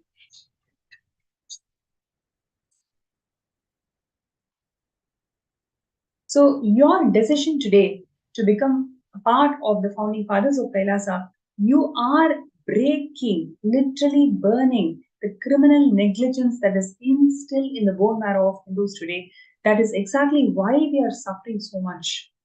When Swamiji has single-handedly made the Hindu nation happen, it is a responsibility of all the devotees, disciples, whoever is watching the segment, whoever is connecting to the concept of Hindu nation. You and me need to decide that everything that we are given, it is simple offering to Paramashiva.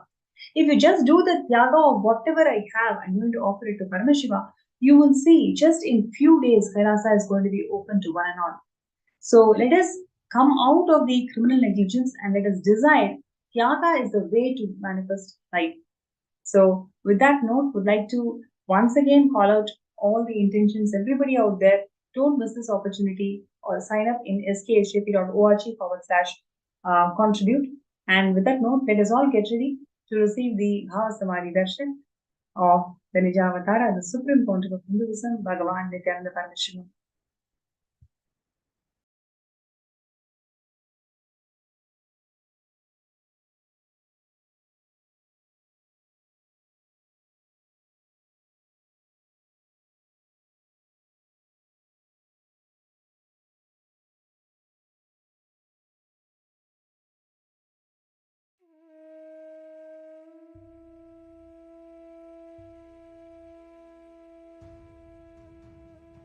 We all had a very engaging and very beautiful segment just now with Manitya Pranapriyananda.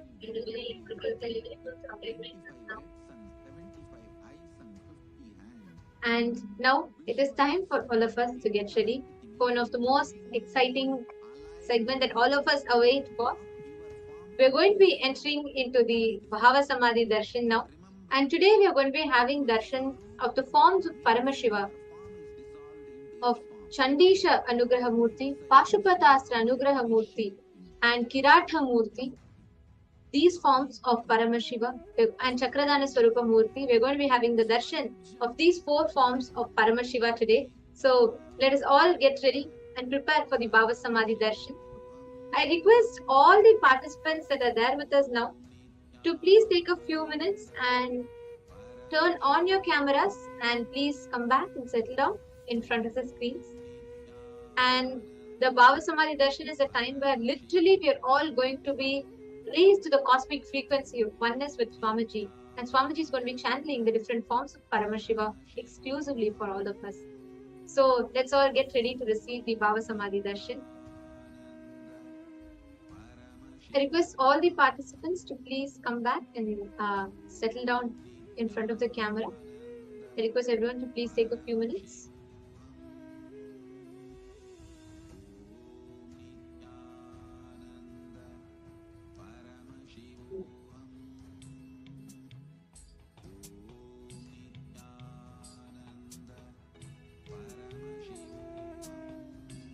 Yes. I still see that there are a lot of participants with your cameras off and all the viewers on YouTube and Facebook. Darshan is a very, very, very sacred process. The space itself is very sacred. So we highly encourage that you all are seated. When you are having the darshan, just take a few minutes and sit down and enjoy the darshan. Do not get distracted or do not get into any other thing.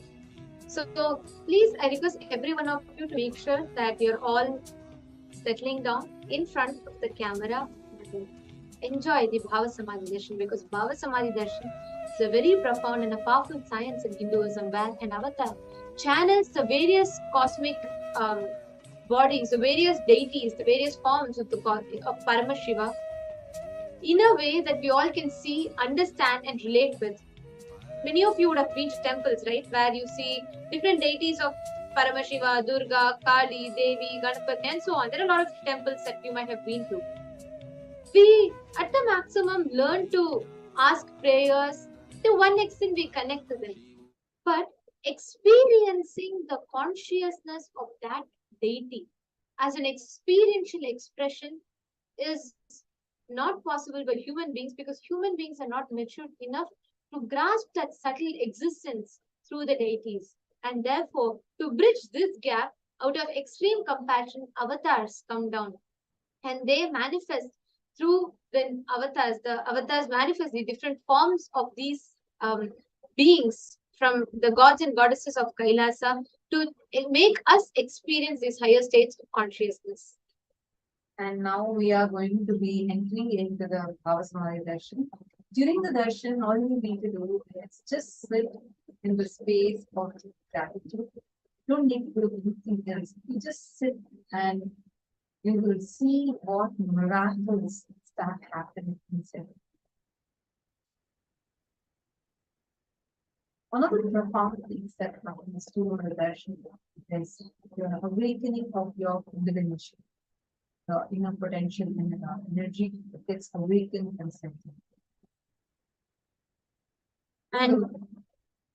And during the Bhava Samadhi Darshan, every prayer that you have in your inner space, literally every desire that you have in your inner space, all of this, your wants, needs, everything just drops, and you become literally at ease in experiencing oneness with this higher dimensions of the cosmos, Paramashiva. So when you of these forms of Paramashiva, when Swamiji is manifesting that, all the powerful cognitions, the powerful components of those forms of Paramashiva gets awakened in you, and you start manifesting these qualities, Paramashiva.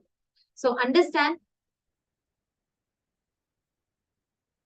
this Bhava Samadhi Darshan is a very, very powerful space, place, experience for you to raise your consciousness to the highest frequency. You may be sitting thousands of miles apart, somewhere in the US, somewhere in India, somewhere in Australia, different corners of the globe. But no matter which place you are in, what time zone you are in, just by seeing the darshan, you are channeled, you receive the highest frequency of consciousness. Literally, you are initiated with the powers, powerful cognitions, and all this auspiciousness of the gods and goddesses. It does not happen by, it doesn't matter, it is not bound by the parameters of time and space.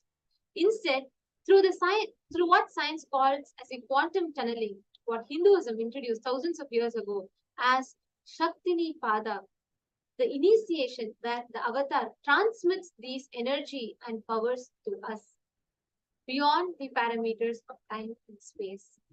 And this quantum tunneling, the quantum entanglement happens to us just when we see the avatar. We all might have heard about this concept of mirroring of neurons, right? Like how when you see a certain film, it triggers a certain emotions in you. When you see actors just enacting it, you still feel those emotions in your inner space, right? This is what science calls mirroring of neurons, where your brain neuron activity mirrors whatever activity it sees in the person in front of you. And imagine what happens to us when we come face to face with the avatar, the highest possible way of human being to exist is avatar. And when human brain comes into face with the avatar, our brain is raised to the highest frequency where you mirror the cosmic neurons of Swamiji. This is what happens during the Bhava Samadhi Darshan.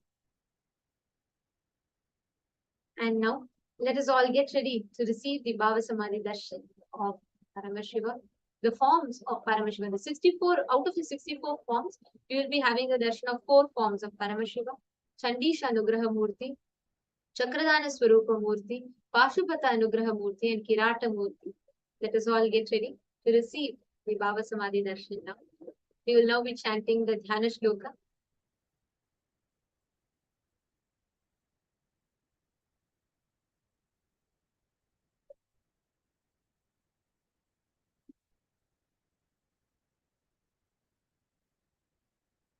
Chandesham pitavarnam yuvakarasahitam dakshahαστε chatankam vame krishnam dadhanam varasahitam parvati vamabhagam Chandeshasyotamange pratinihakaratam dakshabhage trinetram सर्वालङ्कारयुक्तं शशिकलधरं गङ्गाया युक्तमेडे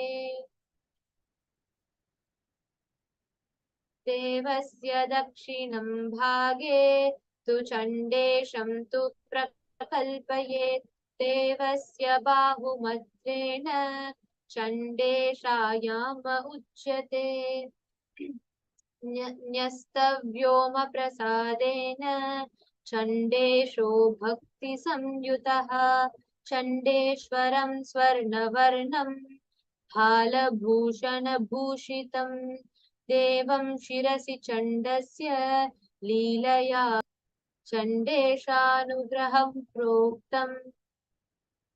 The next is a form of Paramashiva as Chakradana Swarupa Murthy, where he bestows Bhagavan Vishnu, Narayana with the chakra.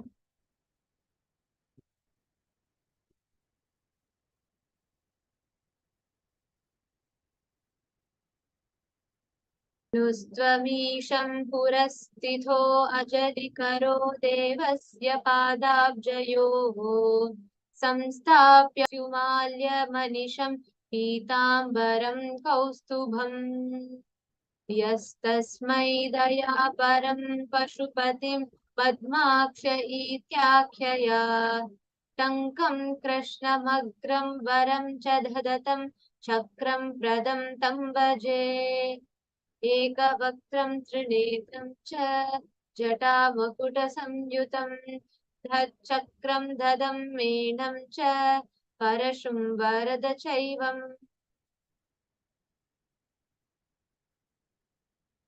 दक्षिणे चक्रसंयुक्तं धातृरूपमिझोच्यते देवस्य वामभागे तु श्यामरूपं सुसंस्थितं सर्वाभरणसंयुक्तं पीतवस्त्रोत्तरीयकं शङ्खं चक्रं समायुक्तम् उत्तरे चञ्जलिं स्ययेत् एवं लक्षणसंयुक्तं विष्णुरूपमिहोष्यते. The next form is of Kirat Murthy. चतुर्भुजं त्रिनेत्रं च जटामकुटसंयुतं सर्वाभरणसमायुक्तं दिव्याभरणं समाधृतं धनुर्बाणसयुक्तं रक्तं कृष्णापरशुसंयुतम् उपवीतं समायुक्तं समभागतुनूपुरु वामे गौरीसमायुक्तं दक्षिणे त्वर्जुनस्थितः अर्जुनस्वरूपम् एकवक्त्रं द्विनयनं जटामकुटसंयुतं सर्वाभरणसंयुक्तं कृताञ्जलिपुटस्थितम् एवं कैरात्यमाख्यतम्. Now, in the same space, let us all get ready. Receive the Bhava Samadhi Darshan of Kirata Murthy, Chakradana Murthy, Chakradana Swarupa Murthy, Pashupata Anugraha Murthy, and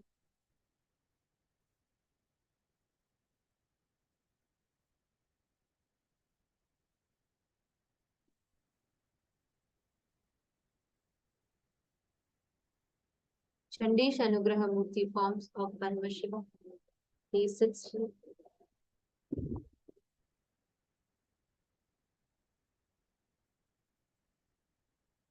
Please chant the Mahavakya. Om Nithyananda Paramashivam. Nithyananda Paramashivam. Om Nithyananda Paramashivam.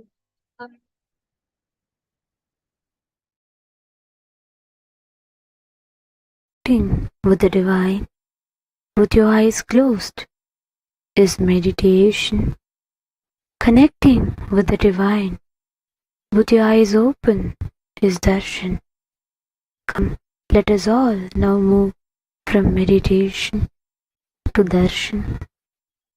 Slowly, very slowly, please open your eyes.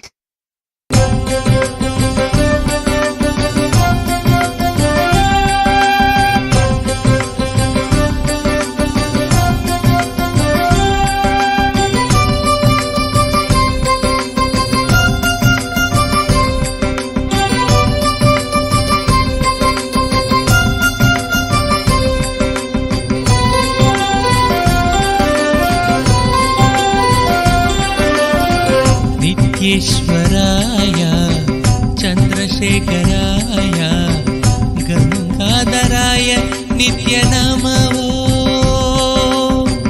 नित्येश्वराय चन्द्रशेखराय गङ्गाधराय नित्यनमो नित्यानन्दाय नित्यबोलो आनन्दशयन Nityanand आनन्द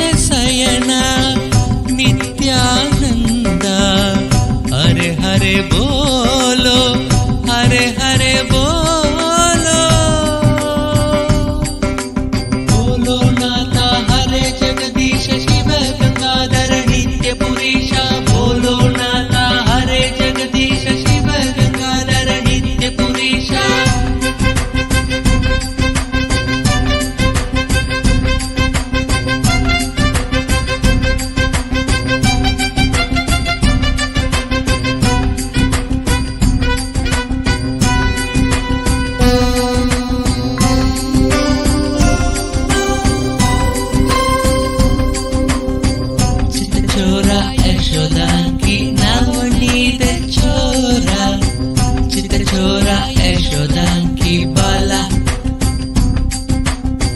ಚಿತ್ತಚೋರ ಯಶೋದಾಂಗಿ ನವನೀತ ಚೋರ ಚಿತ್ತಚೋರ ಯಶೋದಾಂಗಿ ಬಾಲ ಸಾಂಬ ಶಿವೋ ಶಂಭೋ ನಿತ್ಯ ಮಗೇಶ ಮಹಾದೇವ ಹರೆ ನಿತ್ಯ ಮುಕುಂದ ನಂತ ನಂತನ ನಿತ್ಯ ಗೋಪಾಲ ಪ್ರಣವ ಸ್ವರೂಪ ನಿತ್ಯ ನಂತನ ಅನಂತ ಶಯನ ನಿತ್ಯಾನಂದ ಮಂಗಳ ಪ್ರಣವ ನಿತ್ಯ ಗುರು ಚರಣಂ ನಂದಿ ವಾಹನ ತ್ರಿಪುರ ವಿಹಾರಿ ನಿತ್ಯ ಪುರೀಶ ಶಿವ ಗಂಗಾಧರಿ ಚಂದ್ರ ಕಲಾಧರ ಪಾರ್ವತಿ ರಮಣ ನಿನ್ನಿ ನಿನ್ನಿ ನಿನ್ನಿ ನಿನ್ನಿ ನಿತ್ಯಾನಂದ ಚಿತ್ತಚೋರ ಯಶೋದಾಂಗಿ ನವನೀತ ಚೋರ ಚಿತ್ತಚೋರ ಯಶೋದಾಂಗಿ ಬಾಲ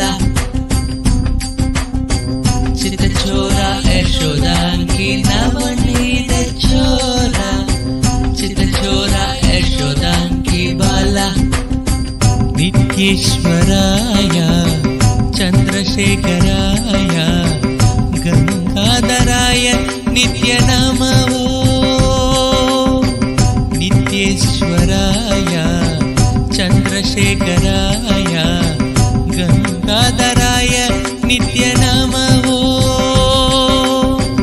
ನಿತ್ಯಾನಂದಾಯ ನಿತ್ಯ ಬೋಲೋ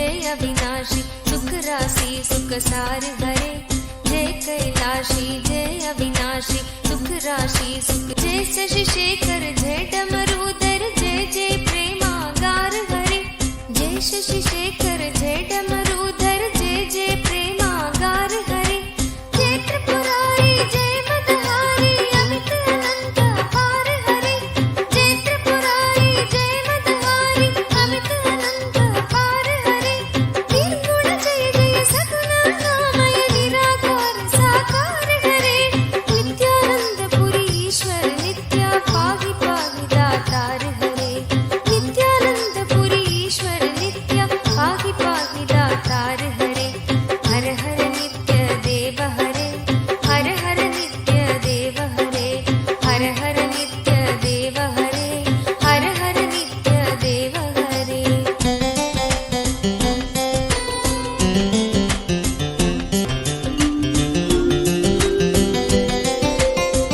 नित्य रामेश्वर नित्य नागेश्वर वैद्यनाथ केदार हरे नित्य रामेश्वर नित्य नागेश्वर वैद्यनाथ केदार हरे मल्लिकार्जुन सोमनाथ नित्य महाकाल ओंकार हरे मल्लिकार्जुन सोमनाथ नित्य महाकाल ओंकार हरे त्रयंबकेश्वर नित्य घुष्मेश्वर भीमेश्वर जगतार हरे त्रयंबकेश्वर नित्य घुष्मेश्वर भीमेश्वर जगतार हरे काशीपति श्री विश्वनाथ जय मंगलमय अघहार हरे काशीपति श्री विश्वनाथ जय मंगलमय अघहार हरे नीलकंठ जय भूतनाथ नित्य मृत्युंजय अविकार हरे नित्यानंद पुरी ईश्वर नित्य पाहि पाहि दातार हरे नित्यानंद पुरी ईश्वर नित्य पाहि पाहि दातार हरे हर हर नित्य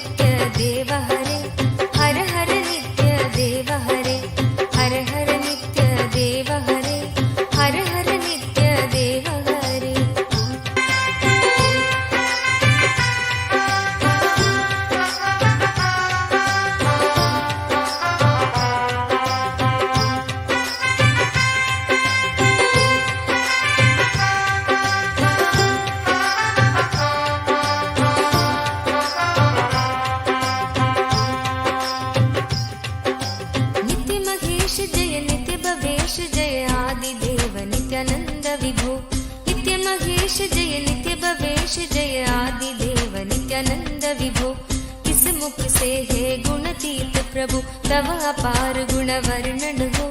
किस मुख से है गुणातीत प्रभु तव अपार गुण वर्णन हो। नित्य भव कारक तारक हारक पातक दारक नित्य शंभो। नित्य भव कारक तारक हारक पातक दारक नित्य शंभो। दीन दुख हर सर्व सुखावर प्रेम सुधाधर दया करो। दीन दुख हर सर्व सुखावर प्रेम सुधाधर दया करो।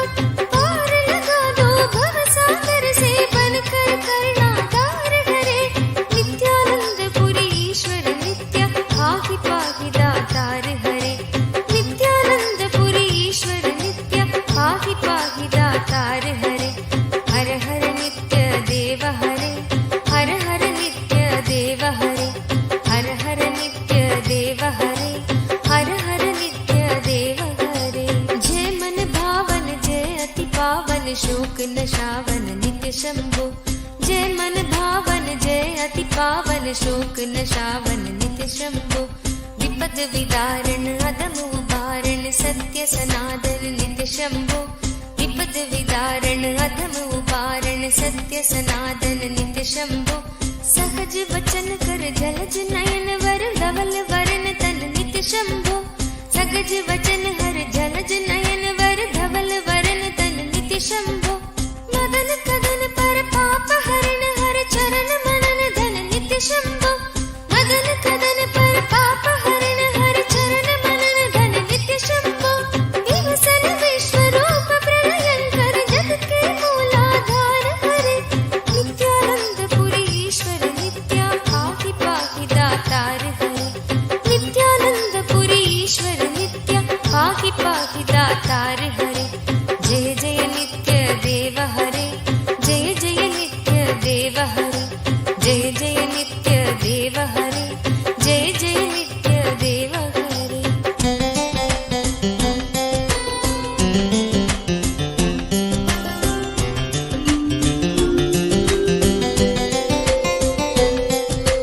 भोलानाथ कृपालु दयामय होटर धानी नित्य योगी। भोलानाथ कृपालु दयामय होटर धानी नित्य योगी। सरल हृदय अति करुणा सागर अगत कहानी नित्य योगी। सरल हृदय अति करुणा सागर अगत कहानी नित्य योगी। निमिष मात्र में देते हैं नवनिधि मन मानी नित्य योगी। निमिष मात्र में देते हैं नवनिधि मन मानी नित्य योगी। भक्तों पर सर्वस्व लुटाकर बने मसानी नित्य योगी। भक्तों पर सर्वस्व लुटाकर बने मसानी नित्य योगी। स्वयं अकिंचन जन मन रंजन पर नित्य परम उदार हरे। नित्यानंद पुरी ईश्वर नित्य पाहि पाहि दातार हरे। नित्यानंद पुरी ईश्वर नित्य पाहि पाहि दातार हरे। हर हर नित्य देव हरे। हर हर नित्य देव हरे। हर हर नित्य देव हरे। हर हर नित्य देव हरे।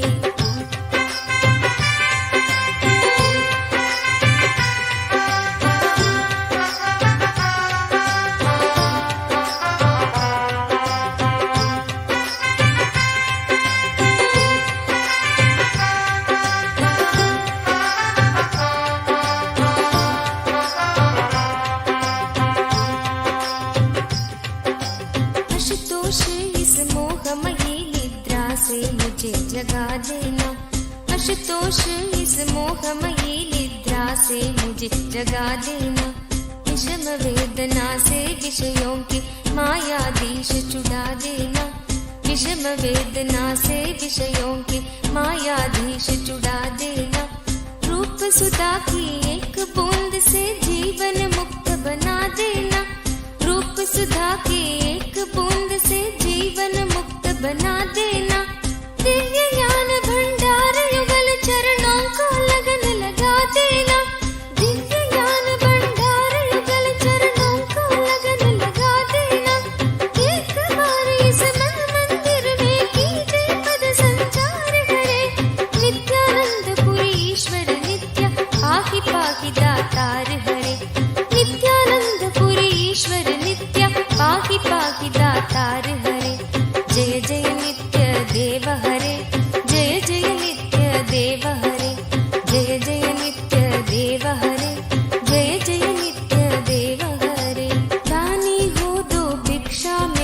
अपनी अनकायनी भक्ति प्रभु, दानी हो दो भिक्षा में अपनी अनकायनी भक्ति प्रभु, शक्तिमान हो दो अविचल निष्काम प्रेम की शक्ति प्रभु, शक्तिमान हो दो अविचल निष्काम प्रेम की शक्ति प्रभु, त्यागी हो दो इस असार संसार से पूर्ण विरक्ति प्रभु, त्यागी हो दो इस असार संसार से पूर्ण विरक्ति प्रभु, परम पिता हो दो तुम अपने चरणों में अनुरक्ति प्रभु, परम पिता हो दो तुम अपने चरणों में अनुरक्ति प्रभु, स्वामी हो निज सेवक की सुन लेना करुण पुकार हरे, नित्यानंद पुरी ईश्वर नित्य पाहि पाहि दातार हरे, नित्यानंद पुरी ईश्वर नित्य पाहि पाहि दातार हरे, जय जय नित्य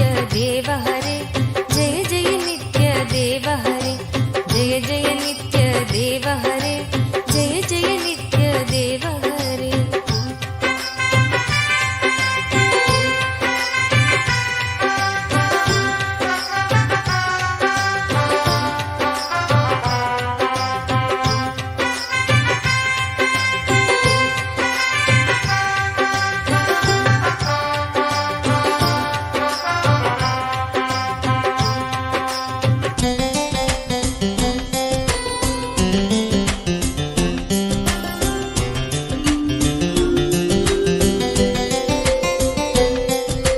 तुम बिन बेकल हूँ प्राणेश्वर आ जाओ भगवंत हरे, तुम बिन बेकल हूँ प्राणेश्वर आ जाओ भगवंत हरे, चरण शरण की बांग गहो हे उमा रमण प्रिय कंत हरे, चरण शरण की बांग गहो हे उमा रमण प्रिय कंत हरे, विरह व्यापित हूँ दीन दुखी हूँ दीन दयालु अनंत हरे, विरह व्यापित हूँ दीन दुखी हूँ दीन दयालु अनंत हरे, आओ तुम मेरे हो जाओ आ जाओ श्रीमंत हरे, आओ तुम मेरे हो जाओ आ जाओ श्रीमंत हरे, मेरी इस दयनीय दशा पर कुछ तो करो विचार हरे, नित्यानंद पुरी ईश्वर पाहि पाहि दातार हरे, नित्यानंद पुरी ईश्वर नित्य पाहि पाहि दातार हरे,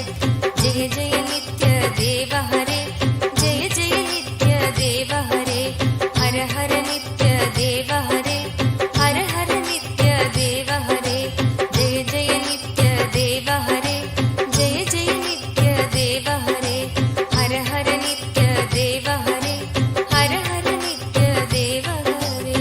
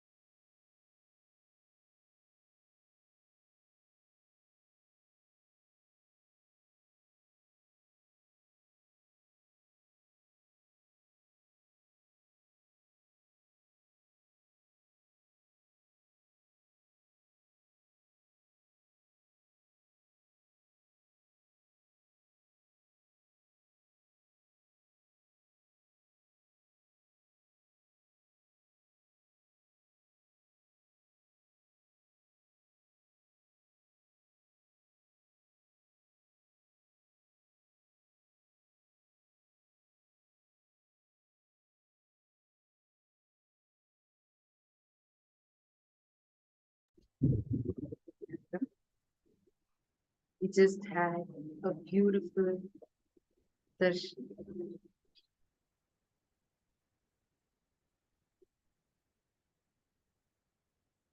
It's just experienced phenomenal darshan. I request all of you to take a few minutes now and share your experience, and all our live viewers that are there on YouTube and Facebook and other social media platforms. Hope all of you had a great, wonderful experience in this darshan. Now, every single one of you are having the initiation directly from Bhava. each one of your prayers, whatever that you put in the comment section, you will see how Swamiji makes it into reality. This time of darshan is extremely rare and phenomenal, profound time that just a blessed handful of us are having this as an experience. With this, we're going to be continuing further with our program. Mahaparamashivam program And is going also- on. And also, all the viewers that are watching it, if you enjoyed it, you would like to be a part of this, you would like to experience this, have the live Bhava Samadhi darshans and receive Swamiji's darshans with different forms of Paramashiva, do not miss, sign up for Mahaparamashivam. And all the viewers on the other social media platforms, I just wanted to tell all of you what we are experiencing now are the alive darshans. If you join the Mahaparamashivam program, you will on live two-way video conferencing, experiencing the Nayana Diksha directly with Swamiji. So if you want to experience the live darshans, then do not wait. You can jump in right away. Sign up for Mahaparamashivam program. And with this, thank you so much for tuning in. And we'll be back with you again tomorrow at the same time. Thank you, Nithyananda.